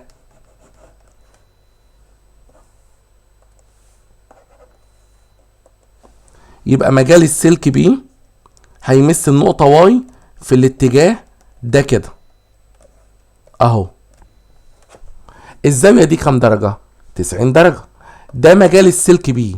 نقدر نجيب المحصلة في فيثاغورس؟ طبعا هيبقى البي توتال بتساوي الجذر التربيعي لمجال A تربيع زائد مجال B تربيع. شوف بقى، قال لك مجال A كان B، طب مش تيار B الضعف؟ اذا كان مجال A ب B هيبقى مجال السلك B ب2 B. ازاي؟ اهو جذر التربيع B تربيع، اعوض عن مجال السلك B ب2 B كل ده تربيع، يعني هيساوي جذر 5 B ويكون معاه الاختيار د. ويلا بينا نشوف السؤال اللي بعده. السؤال رقم 51 بيقول لنا في الشكل المقابل اذا كانت المسافه بين السلكين 4 دي تكون نقطه التعادل انهي نقطه فيهم. طبعا هنسمي السلك الاولاني هو وليكن السلك اللي بيمر فيه اي، السلك التاني هو اللي بيمر فيه 3 اي. يا جماعه النسبه بين التيارات زي النسبه بين المسافات، فلو المسافه كلها 4 دي هات النسبه بين التيارات 3-1، فلازم مسافه التاني تبقى 3 دي ومسافه الاولاني دي، يبقى هو لازم تكون النقطه اكس، وكي مرفوضه تماما عشان موجوده في منطقه جمع، عشان بس تبقى فاهم. يبقى هنا النقطه اكس هي التي ستصلح ان تكون نقطه تعادل، لان تيار الاول على مسافه الاول هتساوي تيار التاني على مسافه التاني، فهي دي نقطه التعادل يا جماعه. طيب تعالوا كده اما نشوف السؤال رقم 52 بيقول لنا. السؤال رقم 52 بيقول لنا الشكل المقابل يبين سلكين طويلين ام وان متوازيين وعموديين على مستوى الصفحه، تياراتهم الى داخل الصفحه. طيب نقطه التعادل هيبقى مكانها فين وتقع على بعد ايه؟ طبعا يا جماعه حاجه زي كده انا عارف عند نقطه التعادل التيار الاول على مسافه الاول بتساوي تيار التاني على مسافه التاني، يبقى تيار الاول على مسافه الاول لازم تساوي تيار التاني على مسافه التاني. وليكن عندي هنا السلك الاولاني هو ام، يبقى اي ام على دي ام اهو، اي ام على دي ام هتساوي اي ان على دي ان. جميل. طيب وجهة نظرك هو الاي ام بكام؟ الاي ام ب4، يبقى اقول له 4 على مسافة ام انا معرفهاش، ما انا عايز اجيب بعده او بعد النقطة التعادل على النقطة ام، كل ده هيساوي تيار ان. تيار ان بكام؟ ب12. طب مسافة ان تعتبر المسافة كلها، ما هو النقطة هتلاقي موجودة اقرب للسلك ده يا جماعة، هتلاقي اقرب للسلك ام صح؟ يبقى ده معناها ايه؟ مسافة ان عن النقطة 32 ناقص مسافة الام، 32 ناقص مسافة الام. خدت بالك؟ نقدر دلوقتي نعمل مقص ونجيب الدي ام. ازاي نطلعها؟ هنعمل الطرفين في وسطين اهو، 12 دي ام بتساوي 4 في 32 ناقص 4 في مسافة ام، ونطلع قيمة الدي ام. ممكن نجيبها كمان بطريقة المجهول، يبقى مسافة النقطة او بعد النقطة عن السلك ام هنحسبها بطريقة المجهول عشان نسهل الحسابات. هنقول 4 على مسافة ام اللي هو الفا اكس، اقول ده كله بيساوي اهو، ده كله الفا سولف اهو بيساوي 12 على ال 32 ناقص مسافة ام، واقول شيفت سولف يساوي، هيطلع الناتج 8. يبقى ده معناها ان هي بتبعد عن السلك ام 8 سنتيمتر. طب بعد النقطة عن السلك ان بكام؟ 32 ناقص 8 هتساوي 24 سنتيمتر. تعالى بقى اما نشوف انهي اختيار صح. بعدها عن السلك ام ب8 خلاص. طيب وبتقع فين؟ تقع ما بينهم عشان الطيارين في نفس الاتجاه، يبقى لازم تقع ما بينهم، ما ينفعش تقع خارجهم. يبقى نوع الاجابه معايا ايه؟ الف، تقع بينهما وعلى بعد 8 سنتيمتر من السلك ام. في شكل المقابل سلكان متعامدان كما بالشكل بيمر بكل منهما تيار كهربي، عايز اعرف انهي نقطه ممكن تنعدم عندها الكثافه. حدد اتجاه المجال في كل واحد اهو. لو انا عايز احدد المجال بالنسبه للتيار الافقي ده اللي هو 2 اي تحت اكس وفوق نقط بقاعده امبيريد اليمنى، طب التيار اللي هو قدره اي ده، يلا نجرب كده اهو. التيار ده نازل لتحت، يمينه اكس وشماله نقط، صح ولا غلط؟ فنقطه التعادل دايما هتلاقيها موجوده في منطقه الطرح، اللي هو اما يكون دي اهو، المنطقه دي دلوقتي منطقه طرح مجالات اهي، او المنطقه ده اهي. طيب تختار النقطه بي ولا دي؟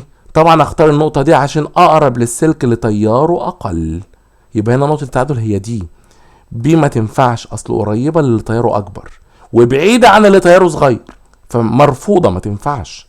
وبالتالي النقط هيبقى الاختيار معايا ايه يا جماعه؟ هو النقطه دي. وتعالى نشوف سؤال تاني. السؤال رقم 55 بيقول لنا يتحرك 7.5 في 10 أس 20 إلكترون في زمن قدره 3 ثواني خلال مقطع من السلك، والسلك ده موضوع موازي لسلك آخر على بعد 5 سنتي. يعني السلكين المتوازيين أهم زي ما احنا شايفين كده، السلكين أهم، السلك الأولاني وادي السلك التاني. السلك التاني ده بيمر فيه 40 أمبير، نفرض مثلا ده اتجاهه. السلك الأولاني بيمر فيه 7.5 في 10 أس 20، مش ده الإن وده التي، وأنا عارف شحنة الإلكترون، أقدر أجيب شدة التيار اللي مار في السلك الأولاني من أنهي قانون؟ الأي بيساوي إن إي على تي، نضرب الإن 7.5 في 10 أس 20 أهو، هعملها معاك بالآلة 7.5 في 10 أس 20 في اهو 10 أس 20، دي الان. اضرب في الاي، الاي بكام؟ 1.6 في 10 أس -19، اقسم على التي ب3 اهو، اقسم على التي ب3، ده كله هيساوي 40. يعني التيارين قد بعض على فكرة في المقدار. حلو جميل. المسافة ما بين السلكين كام؟ 5 سنتي، والتيار ده 40. خد بالك هو ما قالكش اتجاه التيار في السلك الاولاني ده اهو، ده الاول وده التاني. ركز كده معايا، هو الاجابه في تكه صغيره. انا عايز اجيب كثافه الفيض عند نقطه بينهما وفي المنتصف.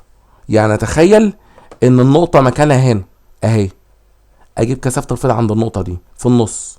يعني تبعد عن السلك الاولاني 2.5 سنتي وعن السلك التاني 2.5 سنتي. استنى اما اقرب لك الرسمه شويه اهو. مره لو الطيارين في نفس الاتجاه، يعني مره لو الطيارين في نفس الاتجاه ومره لو الطيارين في عكس الاتجاه. هو عاوز يجيب المحصله لو الطيارين في اتجاه واحد، طبعا هيكونوا الكثافتين قد بعض. في المنتصف هتبقى المحصله بصفر. ليه؟ لو الطيارين في اتجاه واحد هيكون المحصله بصفر ويكون معاه الاختيار الف. طب لو الطيارين متضادين، يعني الطيارين عكس بعض، هيبقى بينهم جمع. يعني لو الطيارين عكس بعض هيبقى بينهم جمع، يبقى البي توتال بتساوي مجال الاول زائد مجال التاني. هنجيب مجال الاول ونجيب مجال التاني ونجمعهم، او عبارة عن 2 في مجال اي منهما على طول. يبقى اقول له كده 2 في 10 أس -7، اي ب40، الدي ب2.5 في 10 أس -2. بس كده ونطلع القيمة، نشوف الناتج هيطلع معاك كام. هيطلع معانا الناتج 6.4 في 10 أس -4، ويكون معاه الاختيار د. السؤال رقم 59 بيقول لنا في الشكل المقابل سلكان مستقيمان ومتوازيان يمر بكل منهما تيار كهربي 1 و2. تمام. طيب المهم بيقول لك ايه؟ بيقول لك بحيث تكون النقطة اكس اللي قدامنا دي نقطة تعادل في اللحظة دي نقطة تعادل، وتبعد مسافة ايه عن السلك التاني. جميل. يبقى بعدها عن السلك التاني ايه كما بالرسم. فإذا زادت شدة تيار السلك التاني ل4 أمبير أزيحت نقطة التعادل 10 سنتي. عايز يجيب المسافة دي. تعالى بقى بينا كده نحلها بالخطوات مع بعض. ركز كده اهو، السلكين المتوازيين اهمت، هنرسمها قدام عينينا كده. ده كان تياره اللي هو السلك التاني ده تياره كان 1 أمبير، والسلك الأولاني كان 4 أمبير، وكان في نقطة تعادل اسمها اكس اهي، تقع على بعد ايه من السلك التاني. اذا كانت المسافة بين السلكين دي، تتوقع كده يبقى بعدها عن السلك الاولاني كام؟ ده السلك الاول، يبقى بعدها عن السلك الاولاني كام؟ الدي كلها ناقص الايه. جميل. كانت نقطة تعادل يا جماعة. طيب نقدر دلوقتي نعمل نسبة قبل اي تغير؟ طبعا اي 1 على دي 1، التيار على المسافة يساوي التيار على المسافة على طول. التيار الاولاني ب4، مسافته دي ناقص ايه. التيار التاني ب1، مسافته ايه. اعمل مقص واجيب علاقة ما بين الايه والدي. جرب كده. يبقى 4 ايه بتساوي دي ناقص الايه. طب الايه ده لما تروح الناحية التانية معناها ان الدي بتساوي 5 ايه. جميل جدا، يعني الدي دلوقتي 5 امثال الايه. ولو انا حبيت اجيب الايه دي على 5، جميل لو احتاجناها يعني. طيب طبعا الطيارين كانوا في نفس الاتجاه. شوف هو عمل ايه بقى، زود تيار السلك التاني ده اهو لاربع امثاله. هو وجهة نظرك لو تياره زاد لاربع امثاله نقطة التعادل هتتزاح في انهي اتجاه؟ في الاتجاه ده اهو يا محترم. ليه؟ هيبقوا الطيارين قد بعض مقدارا فهتقع في المنتصف، فساعتها هتنصف المسافة دي، صح؟ تيجي نرسمها تاني، نرسمها تاني بعد ما حصل لها ازاح. السلكين اهم، ده السلك التاني وده السلك الاولاني. السلك الاولاني زي ما هو بيمر فيه 4 امبير، السلك التاني بقى 4 امبير. مركز؟ النقطة اكس بقت في المنتصف، فلو كان السلكين المسافة ما بينهم دي هتتنصف. طيب المسافة ده اهي عن السلك التاني مش كانت ايه؟ قالك لما ازيحت 10 سنتي يبقى بقت ايه زائد 10، ويبقى المسافة اللي على اليمين دي عبارة عن ايه؟ الدي ناقص الايه اطرح منها 10، صح؟ مش هي كانت دي ناقص ايه؟ قول ناقص 10 بقى، ما هو ال10 اللي زادت على الشمال قلت من المسافة اللي على اليمين. يلا نحقق نقطة التعادل. يبقى في الحالة التانية طالما التيارين قد بعض فلازم يبقوا المسافتين قد بعض. النقطة دي موجودة في المنتصف فهنلاحظ ان الايه زائد 10 هتساوي دي ناقص ايه ناقص 10. مش انا عارف الدي ب5 ايه، نشيل الدي ونكتب مكانها 5 ايه، يبقى ايه زائد 10 تساوي 5 ايه ناقص ايه ناقص 10. طيب 5 ايه ناقص ايه ب4 ايه، مش كده؟ دخل ده جوه وطلع ده بره. ازاي؟ 4 ايه ناقص ايه يبقى 3 ايه، كل ده بيساوي 20. اذا الايه بتساوي 20 على 3. طب انا عايز الدي، اذا الدي ب5 ايه، يعني 5 في 20 على 3، يعني هتطلع 100 على 3، يعني 33.3 سنتيمتر. وتعالى بينا كده لما نشوف الاختيار بتاعنا اهو يا سيدي، هيكون معانا الاختيار د. ويلا بينا نشوف فكرة تانية. السؤال رقم 61 بيقول لنا الشكل المقابل يوضح 3 أسلاك عمودية على مستوى الصفحة وبيمر بكل منهما تيار. عايز نجيب محصلة كثافة الفيض المغناطيسي عند اكس. تعالى كده نركز في الرسم، هتحلها في ثواني. هو السلك الأول والسلك التاني اللي هما مثلا السلكين ده هم، السلك ده بيمر في 10 أمبير والسلك ده بيمر في 10 أمبير، المسافة هي المسافة، الله، والطيارين في نفس الاتجاه، يبقى محصلتهم عند اكس بصفر. من الاخر كده السلك ده اهو، السلك ده هيلاشي السلك ده. طب لما يلاشوا بعض يتبقى تأثير مين بس؟ هيتبقى تأثير السلك اللي طياره 40. فيبقى البي توتال عند اكس عبارة عن مجال السلك بس اللي طياره 40. هقول كده 2 في 10 أس -7. التيار ب40، المسافة بتاعته ب1/10. نشوف الناتج هيطلع كام. 2 في 10 -7 في 40 على 1/10، هيكون ناتج معانا 8 في 10 أس -5، ويكون معانا الاختيار ب. شوف مع بعض السؤال رقم 62. السؤال رقم 62 بقى هنا بيقول لنا فكرة صغيرة ايه؟ المحصلة عند النقطة كيو بتساوي صفر اهو. قال لك المحصلة عند النقطة كيو بتساوي صفر. تيجي نجيب المجالات عندها. ركز كده بالراحة.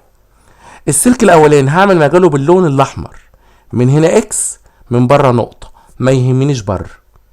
طب السلك اللي باللون او السلك اللي طياره اي 2 نعمله باللون الازرق مثلا، يمينه اكس، ما يهمنيش يمينه، شماله بقى نقطة، يبقى ده السلك التاني. طب السلك التالت هعمله باللون الاخضر، ركز اهو باللون الاخضر، يمينه اكس، هيبقى شماله نقطة، يبقى ده معناه ايه؟ النقطة كيو بيخترقها 3 مجالات، مجال الاول داخل ومجال التاني والتالت خارج. طب انا عايز اعرف اي علاقة في دول صحيحة لنسبة التيارات يعني. طب الموضوع بسيط قوي. ازاي اجيب البي توتال عند كيو؟ هنقول كده، هنجمع مجال 2 و3 ونطرح ناقص مجال 1. هي كده، المجالين اللي في نفس الاتجاه نجمعهم واللي في عكس الاتجاه يطرح منهم. بالخطوات اهيت هنعمل ايه؟ هنجمع مجال 2 و3 واللي يطلع هو ناقص مجال 1 عشان 2 و3 في نفس الاتجاه وواحد في عكس الاتجاه، يبقى البي توتال عند كيو نجمع مين قلنا؟ 2 و3 واللي يطلع هو ناقص مجال 1. طيب قول لي بقى، هو ال3 اسلاك نقدر نجيب مجال السلك التاني مسافته دي، التالت مسافته 2 دي. هنا عشان نحلها بسهولة يا جماعة هناخد عامل مشترك اللي هو 2 في 10 أس سالب 7. اي مختلف، الدي متشابه بس هشوف المعامل بقى ازاي. ركز كده، مجال التاني ركز، تياره اي 2 مسافته دي، هقول له كده تياره اي 2 مسافته دي 1 زائد. كمل. المجال بتاع التالت، مجال التالت تياره اي 3 مسافته كام دي؟ مسافته 2 دي، يبقى اقول له كده تياره اي 3 مسافته 2 دي. كده انا جبت المجالين. يلا واللي يطلع هو ناقص مجال الاول. مجال الاول ايه يا جماعه؟ تياره اي 1 ومسافته دي اهي، تياره اي 1 ومسافته دي 1. ما هو 1 في دي بدي. قال لك المحصله كانت 0. الله، ينفع دلوقتي نجيب علاقه ما بينهم؟ طبعا ينفع نجيب علاقه ما بينهم. مش المحصله 0؟ ايه رايك بقى لما اقسم الطرفين على الحد ده اللي هو الثابت ده؟ هيروح، هيتبقى ايه؟ ان اي 1 هيتبقى ايه؟ ان اي 2 زائد نص اي 3 ناقص اي 1 بتساوي 0. طيب معناها يا جماعه ان الاي 1 معناها ان الاي 1 بيساوي اي 2 زائد نص اي 3. طيب نقدر نستنتج يا جماعه لو انا خدت الاي 3 كلها هيبقى الحد اللي على اليمين ده اهو الحد ده هيبقى اكبر من الاي 1. يعني ينفع نقول كده علاقه ان الاي 1 اصغر من مجموع 2 و3؟ اصل هما بيساووهم لو انا خدت نص الاي 3، فلو خدت الاي 3 كله الاي 1 هيبقى اصغر منهم، وبالتالي هروح اختار ايه؟ ان الاي 1 اصغر من مجموع 2 و3 بس. وهنا اختار مين يا جماعه؟ الاختيار ب. ناخد بالنا من الفكره، هو السؤال يعني رخم شويه بس ان هو مفهوش ارقام، بس احنا اتعاملنا ببساطه شويه واخدنا عامل مشترك واشتغلنا عليه. لو سمحتوا نمشي بنفس الطريقه في الحل. ويلا بينا نشوف فكره سؤال تاني. السؤال رقم 63 بيقول لنا الشكل المقابل 4 اسلاك طويله ومتوازيه وعموديه على مستوى الصفحه، يمر بكل منهما تيار كهربي له نفس الشده. طب انت عاوز ايه؟ بص يا سيدي، قال لك وضعنا على رؤوس المربع 4 اسلاك زي ما انت شايف. تعالى كده ناخدها واحده واحده ونحدد اتجاه المجال لكل سلك. بص يا سيدي، وليكن ده الاولاني، وليكن ده الاولاني وده التاني. نعمل كل واحد بلون، اتفقنا؟ اهو ده الاولاني عشان الناس تاخد بالها، التاني هعمله باللون الازرق، التالت هعمله باللون وليكن الاخضر، اهو ده التالت. الرابع هنعمله باللون مثلا ناخد الموف ده اهو. يلا بينا نوضح اتجاه المجال عند النقطة ام لكل سلك. هنبدأ بالسلك اللي لونه احمر اللي هو السلك الاولاني. مش دي النقطة ام؟ عايز احدد مجال السلك الاولاني عندها. التيار خارج الصفحة، مجال السلك الاول عكس عقارب الساعة، فهيمس النقطة ام في الاتجاه ده اهو. ده مجال السلك هون يا جماعة الاول، انا عملته باللون الاحمر. في الاتجاه ده كده.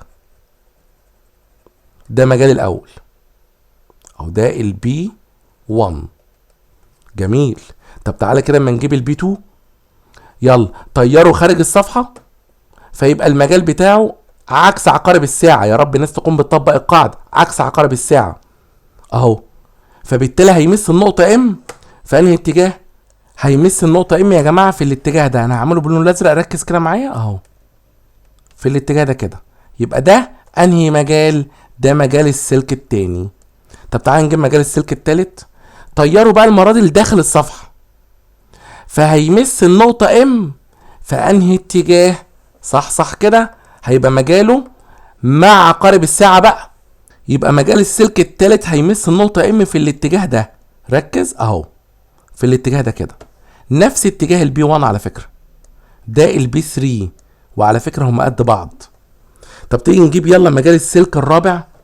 هو طيره داخل الصفحة، فيبقى مجاله مع عقارب الساعة. هيمس النقطة ام فين؟ في نفس اتجاه البي 2 على فكرة. هيبقى مجال السلك الرابع، بص ماشي كده، ده البي 4. طبعا بحاول ارسمها بقدر الامكان، التحكم صعب شوية. طيب هتلاقي البي 2 والبي 4 مجموعين، والبي 1 والبي 3 مجموعين. فين المحصلة؟ المحصلة عاملها باللون الاسود اهي، هتبقى في النص بالظبط طبقا لفيثاغورس، ويكون اتجاهها نحو يمين الصفحة. ده اتجاه البي توتال على فكرة. فيبقى المحصلة زي ما اتفقنا الى يمين الصفحة. سؤال بس مشكلته في الاتجاهات، لكن الموضوع بسيط وسهل. يبقى اقول له كده اذا المحصلة في مستوى الصفحة، واتجاهها فين يا جماعة؟ واتجاهها الى يمين الصفحة، ويكون معاه الاختيار ج. ويلا بينا نشوف السؤال رقم 64. السؤال رقم 64 عايز نختار النقطة اللي ممكن تنعدم عندها محصلة كثافة الفيض الناشئ عن مرور تيار في سلك موضوع في مجال مغناطيسي زي ما احنا شايفين. الموضوع بسيط قوي. هات لي مجال السلك، بص كده وركز. البي للسلك بتساوي ايه؟ 2 في 10 أس سالب 7 اي على دي، صح؟ انا نفسي اطلع النقطة اللي هتنعدم عندها المجال. طب حدد مجال السلك. يمين اكس شمال نقطة، فاكيد انا هستبعد سي ودي، اكيد هي في منطقة الطرح، اما ايه او بي. طيب نعمل ايه؟ انا هخلي المجال بتاع السلك يساوي المجال الخارجي، واجيب النقطة دي ونشوف المسافة اللي انا عاوزها كام. طبعا لو انا عملت كده هيطلع المسافة اللي انا محتاجها يا جماعة هتطلع 10 سنتي. يبقى انهي نقطة؟ هي النقطة بي، هي التي ستكون نقطة تعادل وتنعدم عندها الكثافة، ويكون معاه الاختيار ب. هنحل مع بعض يا جماعة بعض الأسئلة المقالية، ويلا بنشوف السؤال رقم 2. بيقول لك ايه؟ الشكل المقابل يوضح منظر جانبي لملف موضوع في مجال مغناطيسي، فإذا كان مقدار الفيض الذي يخترق الملف 4 في 10 وسالب 2 ويبر، أقل زاوية يدور بها الملف في اتجاه دوران عقارب الساعة لكي يصبح الفيض 2 في 10 أس سالب 2. يعني هو كان 4 عايز يبقى 2، فانت عايز الفيض يبقى نص قيمته العظمى، مش كده ولا ايه؟ هتروح تعوض في قانون بقى، شوف كده وصحصح اهو. هقول له كده انت عاوز الفاي ام بيساوي فاي ام ماكس في كوزين الزاوية سيتا، علما بان الزاوية سيتا هي الزاوية بين العمود على الملف والمجال. طيب انت نفسك تخلي بقى الفيض قد ايه؟ نص الماكس، بدليل الفيض اللي كان بيخترق في اللحظة ديت قيمة عظمى 4 في 10 أس سالب 2، انت عايزه 2 في 10 أس سالب 2 كوزين الزاوية سيتا. فبالتالي لازم الزاوية سيتا بين العمود على الملف والمجال تبقى 60. اقسم كده 2 في 10 سالب 2 على 4 في 10 سالب 2 واعمل شيفت كوزين، هتطلع السيتا ب 60 درجة. يبقى الزاوية اللي انا طلعتها ديت هي الزاوية بين مين ومين؟ هي الزاوية بين العمودي على الملف والمجال. طب هو بيقول لك انا عايز اعرف اقل زاوية ممكن يدور بها الملف من الوضع اللي قدامنا ده كام؟ هي ال60. ليه؟ انا قلت لك عشان يدور من الوضع العمودي الزاوية اللي بيدور بيها هي الزاوية بين العمود على الملف والمجال، فاقل زاوية يدور كام يا جماعة؟ يدور 60 درجة.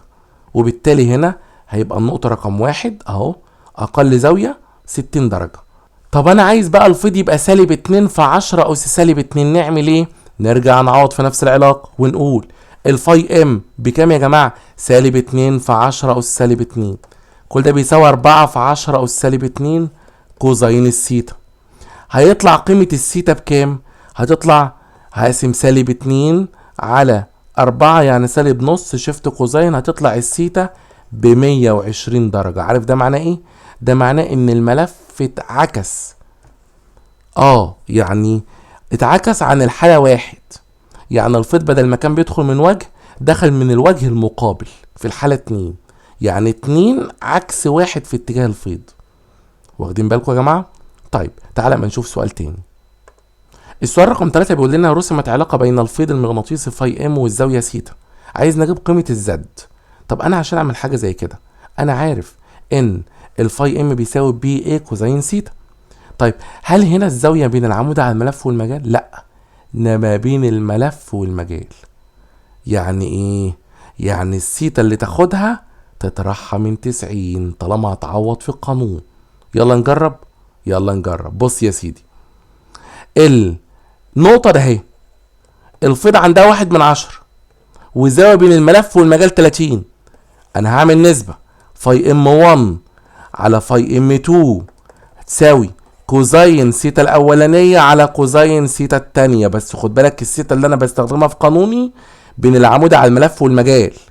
طيب الفيض الاولاني 1/10، يبقى انا هعوض اهو، هعوض تحت هنا، يبقى اقول 1/10 على الفيض التاني زد اللي انا مش عارفه كوزين السيتا الاولانية بين العمود على الملف والمجال، بين الملف والمجال 30، يبقى بين العمود على الملف والمجال 60 على كوزين السيتا 2. لو تركز ال 120 ده اهي دي ما بين مين ومين؟ ما بين الملف والمجال. طب الزاوية 120 دي انا عايز ارسمها، ركز كده شوف اعمل ايه. ادي خطوط المجال اهيت، ادي خط المجال اهو. فين الملف؟ الملف اهو. بيقول لك الزاوية ما بين خطوط المجال والملف ده كلها ب120 درجة. تيجي نعمل العمود على الملف. ركز بقى، العمود على الملف اهو، الملف اللي هو باللون الازرق العمود على الملف اهو. ترى بقى تقول لي الزاوية بين العمود على الملف والمجال دي بكام؟ مش دي 90؟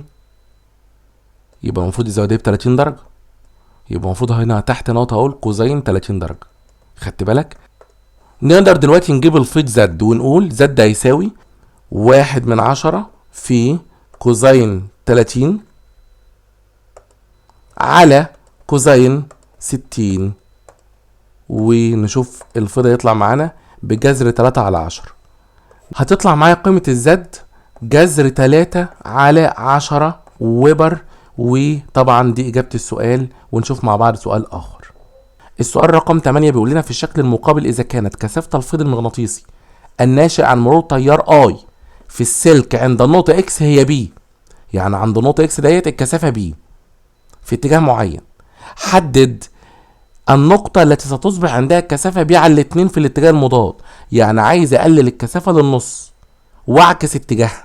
طب نشوف، السلك بيمر فيه تيار لاعلى صح؟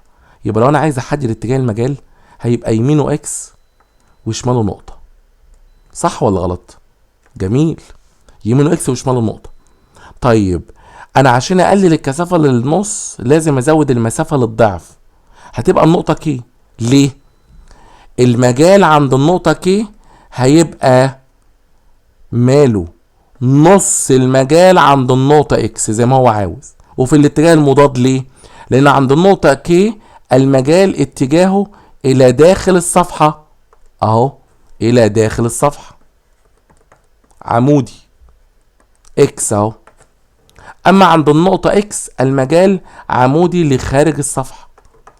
يبقى لما اجي اعلل اقول له كده، لان مجال عند نقطه كي عمود داخل الصفحه، المجال عند نقطه اكس عمود خارج الصفحه، ومسافه كي ضعف مسافه اكس، فيبقى مجال كي نص مجال اكس. خدتوا بالكم يا جماعه؟ طيب ونشوف مع بعض فكره تانية. السؤال رقم 9 بيقول لنا في الشكل المقابل سلك مستقيم طويل جدا يمر به تيار كهربي ويقع بجواره على خط موازي 3 نقاط، قارن بين قيم الكثافه. طيب مش احنا عارفين دايما انا باخد البعد العمودي عن السلك، مش كده ولا ايه؟ فمعنى الكلام دوت لو انا رحت جاي شفت البعد العمودي، بص كده وركز، هتلاقي النقط كلها على استقامه واحده، فيبقى بعدها العمودي عن السلك ثابت. طالما بعدها عن العمود عن السلك ثابت، وانا عارف ان البي ب2 في 10 والسالب 7 اي على دي، البعد العمودي عن السلك ثابت، يبقى الدي كونست والاي كونست، فتبقى البي كونست، فهيكون لهم نفس المجال، يبقى البي اكس بيساوي البي واي بيساوي البي زد. تمام يا جماعه؟ لان البعد العمودي يبقى مع التفسير لان البعد العمودي بين النقاط ومركز السلك ثابت. طيب تعال نشوف السؤال رقم 10. السؤال رقم 10 فكرته جديده، شوف بيقول لك ايه؟ في الشكل المقابل سلك مستقيم يمر به تيار كهربي وموضوع عمودي في مجال مغناطيسي منتظم كثافته بي، فاذا كانت كثافه الفيض المغناطيسي المحصله عند نقطه واي بتساوي 0. طيب تعال نقرب الرسمه شويه ونشوف هو بيكلمني بيقول لي مجال مين اللي بي؟ هو المجال خارجي. طب مش السلك ده تياره خارج الصفحه؟ هو السلك لما يبقى تياره خارج الصفحه اطبق قاعده امبير لليد اليمنى، هتلاحظ ان مجاله عكس عقارب الساعه، يعني هيمس نقطه واي في الاتجاه ده كده، هيمس النقطه زد في الاتجاه ده كده، هيمس النقطه اكس في الاتجاه ده كده. حلو تمام. طب عارف بيقول لك ايه؟ خد بالك ده مجال السلك اللي انا رسمته بالاحمر. بيقول لك اذا كانت البي توتال عند واي بزيرو، يا جماعه ما هو طالما البي توتال عند واي بتساوي 0 معناها ان المجال الخارجي بيساوي مجال السلك، ما هم عكس بعض. لو ده هو بي لازم ده يبقى بي عشان تبقى المحصله بصفر. جميل. انا عايز اجيب بقى النسبه بين البي توتال عند اكس على البي توتال عند زد. طب البي توتال عند اكس هقول له كده البي توتال عند اكس بتساوي المجالين في نفس الاتجاه، بي زائد بي ب2 بي اهو، ما هو المجال بتاع السلك زي المجال الخارجي يعني هيكونوا ب2 بي. طيب تعالى بينا كده لما نشوف عند زد هيكون مجالين متعامدين بقى، اطبق عليهم فيثاغورس بالشكل ده كده يا جماعه، ونركز كده. البي توتال اهو،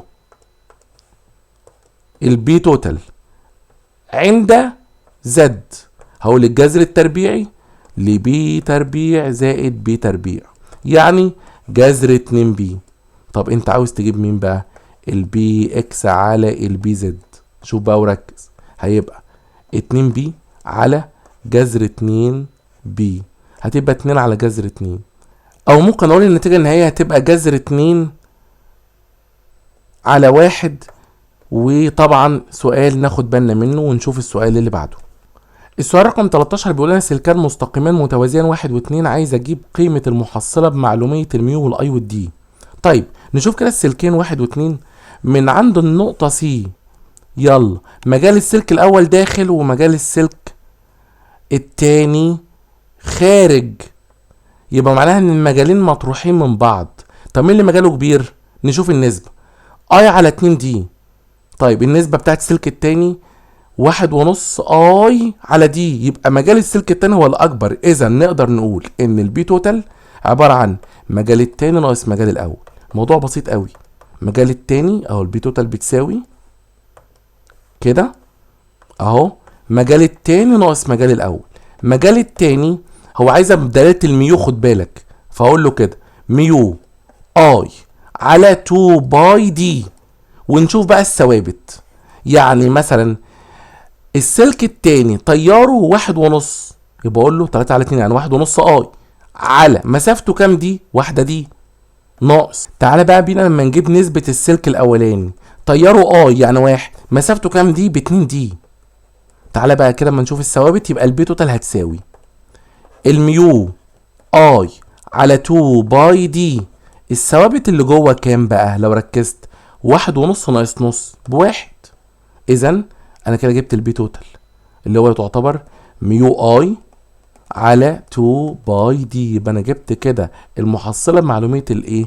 الاي والدي والميو. يلا بينا نشوف السؤال رقم 14. السؤال رقم 14 بيقول لنا سلكان مستقيمان ومتوازيان اكس وواي يمر بكل منهما تيار كهربي كما بالشكل. ماذا يحدث لكثافه الفيض المغناطيسي عند النقطه ايه اذا قمنا بتحريك السلك اكس مسافه نص دي؟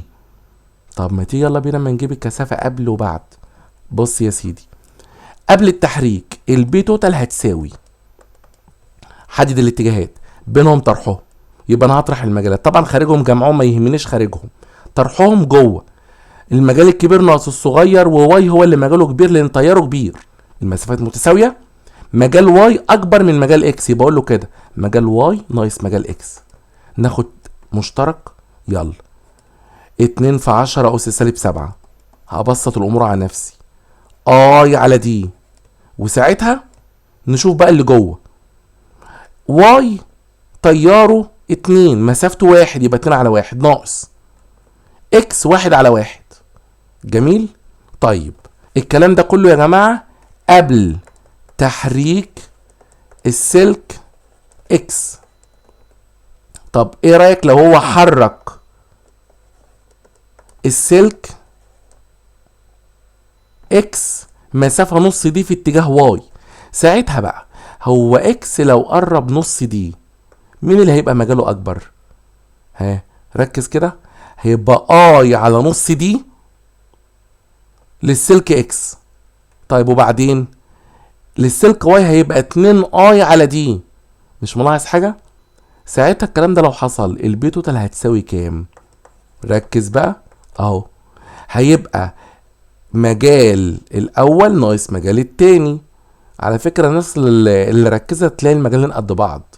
ما هو اي على نص دي هي 2 اي على دي، فالمحصله هتساوي صفر. فلما اطرح المجالين اهو، مثلا 2 في 10 اس سالب 7 اي على دي، اطرح كده المجالين هتوصل نفس النتيجه. مجال واي 2 اي على دي ناقص مجال اكس، دلوقتي تياره اي 1، مسافته نص دي، فهتلاقي النتيجه 1 على نص ب2، 2 ناقص 2 صفر، فالمحصله بتساوي صفر. ففي الاخر هنا بقى اشرح ماذا يحدث، ستنعدم محصله كثافه الفيض، تنعدم البي توتال ده لو ده حصل. خدت بالكم يا جماعه من الفكره؟ يلا بينا نشوف السؤال الاخير معانا النهارده. السؤال رقم 15 بيقول لنا في الشكل المقابل عند مرور تياران I1 و I2 في السلكين المستقيمين المتوازيين كانت النقطة X هي موضع نقطة التعادل. عارف ده معناه ايه؟ ده معناه ان ال I1 بيساوي ال I2 يا جماعة. يعني في الأول كان X ده اهو نقطة تعادل، يبقى ساعتها لو التيار I1 بأي ال I2 بأي. ما التغير اللازم إجراءه على شدة التيار I2 ليصبح موضع نقطة التعادل عند واي؟ انت وجهة نظرك عشان يبقى موضع نقطة التعادل عند واي مش المفروض التيار على المسافة بيساوي التيار على المسافة؟ ماشي، يعني المفروض ال I1 على D1 بيساوي I2 على D2، المفروض ده يحصل. I1 على D1 يساوي I2 على D2. طب ده عشان يتم هنعمل ايه لتيار السلك التاني؟ هنخلي تيار السلك التاني هو اللي مجهول. شوف بقى، ايه رايك لما افرض ان المربع الواحد بدي، فيبقى بعد السلك الاول عن النقطة واي بدي واحدة، بعد النقطة واي عن السلك التاني ب3 دي اهو، ب3 دي. يلا الاي 1 باي، تتوقع كده بقى اذا نغير تيار السلك التاني يبقى كام؟ يبقى فعلا 3 اي. اختصر كده الدي مع الدي، يبقى فعلا الاي 2 يبقى ب3 اي. يبقى هنا ما التغير اللازم اجراءه على تيار السلك التاني اهو، يزداد ل3 امثاله. طب تعالى ما نشوف، عشان اخلي النقطة زد نقطة تعادل هنمشي بنفس النمط. بص بقى، كان الاول ده اي وده اي، زد عشان تبقى نقطة تعادل هنغير الاي 2 ازاي؟ نروح نقول له بنفس الطريقة اي 1 على دي 1 بيساوي اهو، اي 1 على دي 1 بيساوي اي 2 على دي 2. يلا الاي 1 باي، مسافته، ما هو مسافة السلك الاولاني كلها هتبقى 3 دي المرة دي، وتيار السلك التاني اي 2 مسافة السلك التاني دي. يلا بينا كده، ما هو المربع الواحد بدي، يبقى ده معناه ايه؟ ان الاي 2 تبقى تلت الاي، اذا يجب انقاصه لتلت قيمته علشان تصبح النقطة زد نقطة تعادل. فكرة احنا يمكن اتدربنا من شوية عليها كده. انا حليت اهم واصعب الاسئلة اللي موجودة على الدرس الاول، يا ريت الناس تحلها بالخطوات تاني وتتقن الفهم. الجزئية دي يا جماعة اصعب حاجة فيها ايه؟ الاتجاهات. لازم تعرف تحدد اتجاه المجال كويس. اذا كان السلك في مستوى الصفحة فساعتها المجال هيبقى عمود على الصفحة، اذا كان السلك عمود على الصفحة المجال في مستوى الصفحة اما مع عقارب الساعة او عكس عقارب الساعة، على حسب تطبيقك لقاعدة امبير لليد اليمنى. فلازم الناس تبقى مدركة وفاهمة جدا النقطة دي. والى هنا نكتفي بهذا القدر، ونلقاكم في فيديو قادم في الملف الدائري في الحلقة القادمة، والسلام عليكم ورحمة الله وبركاته.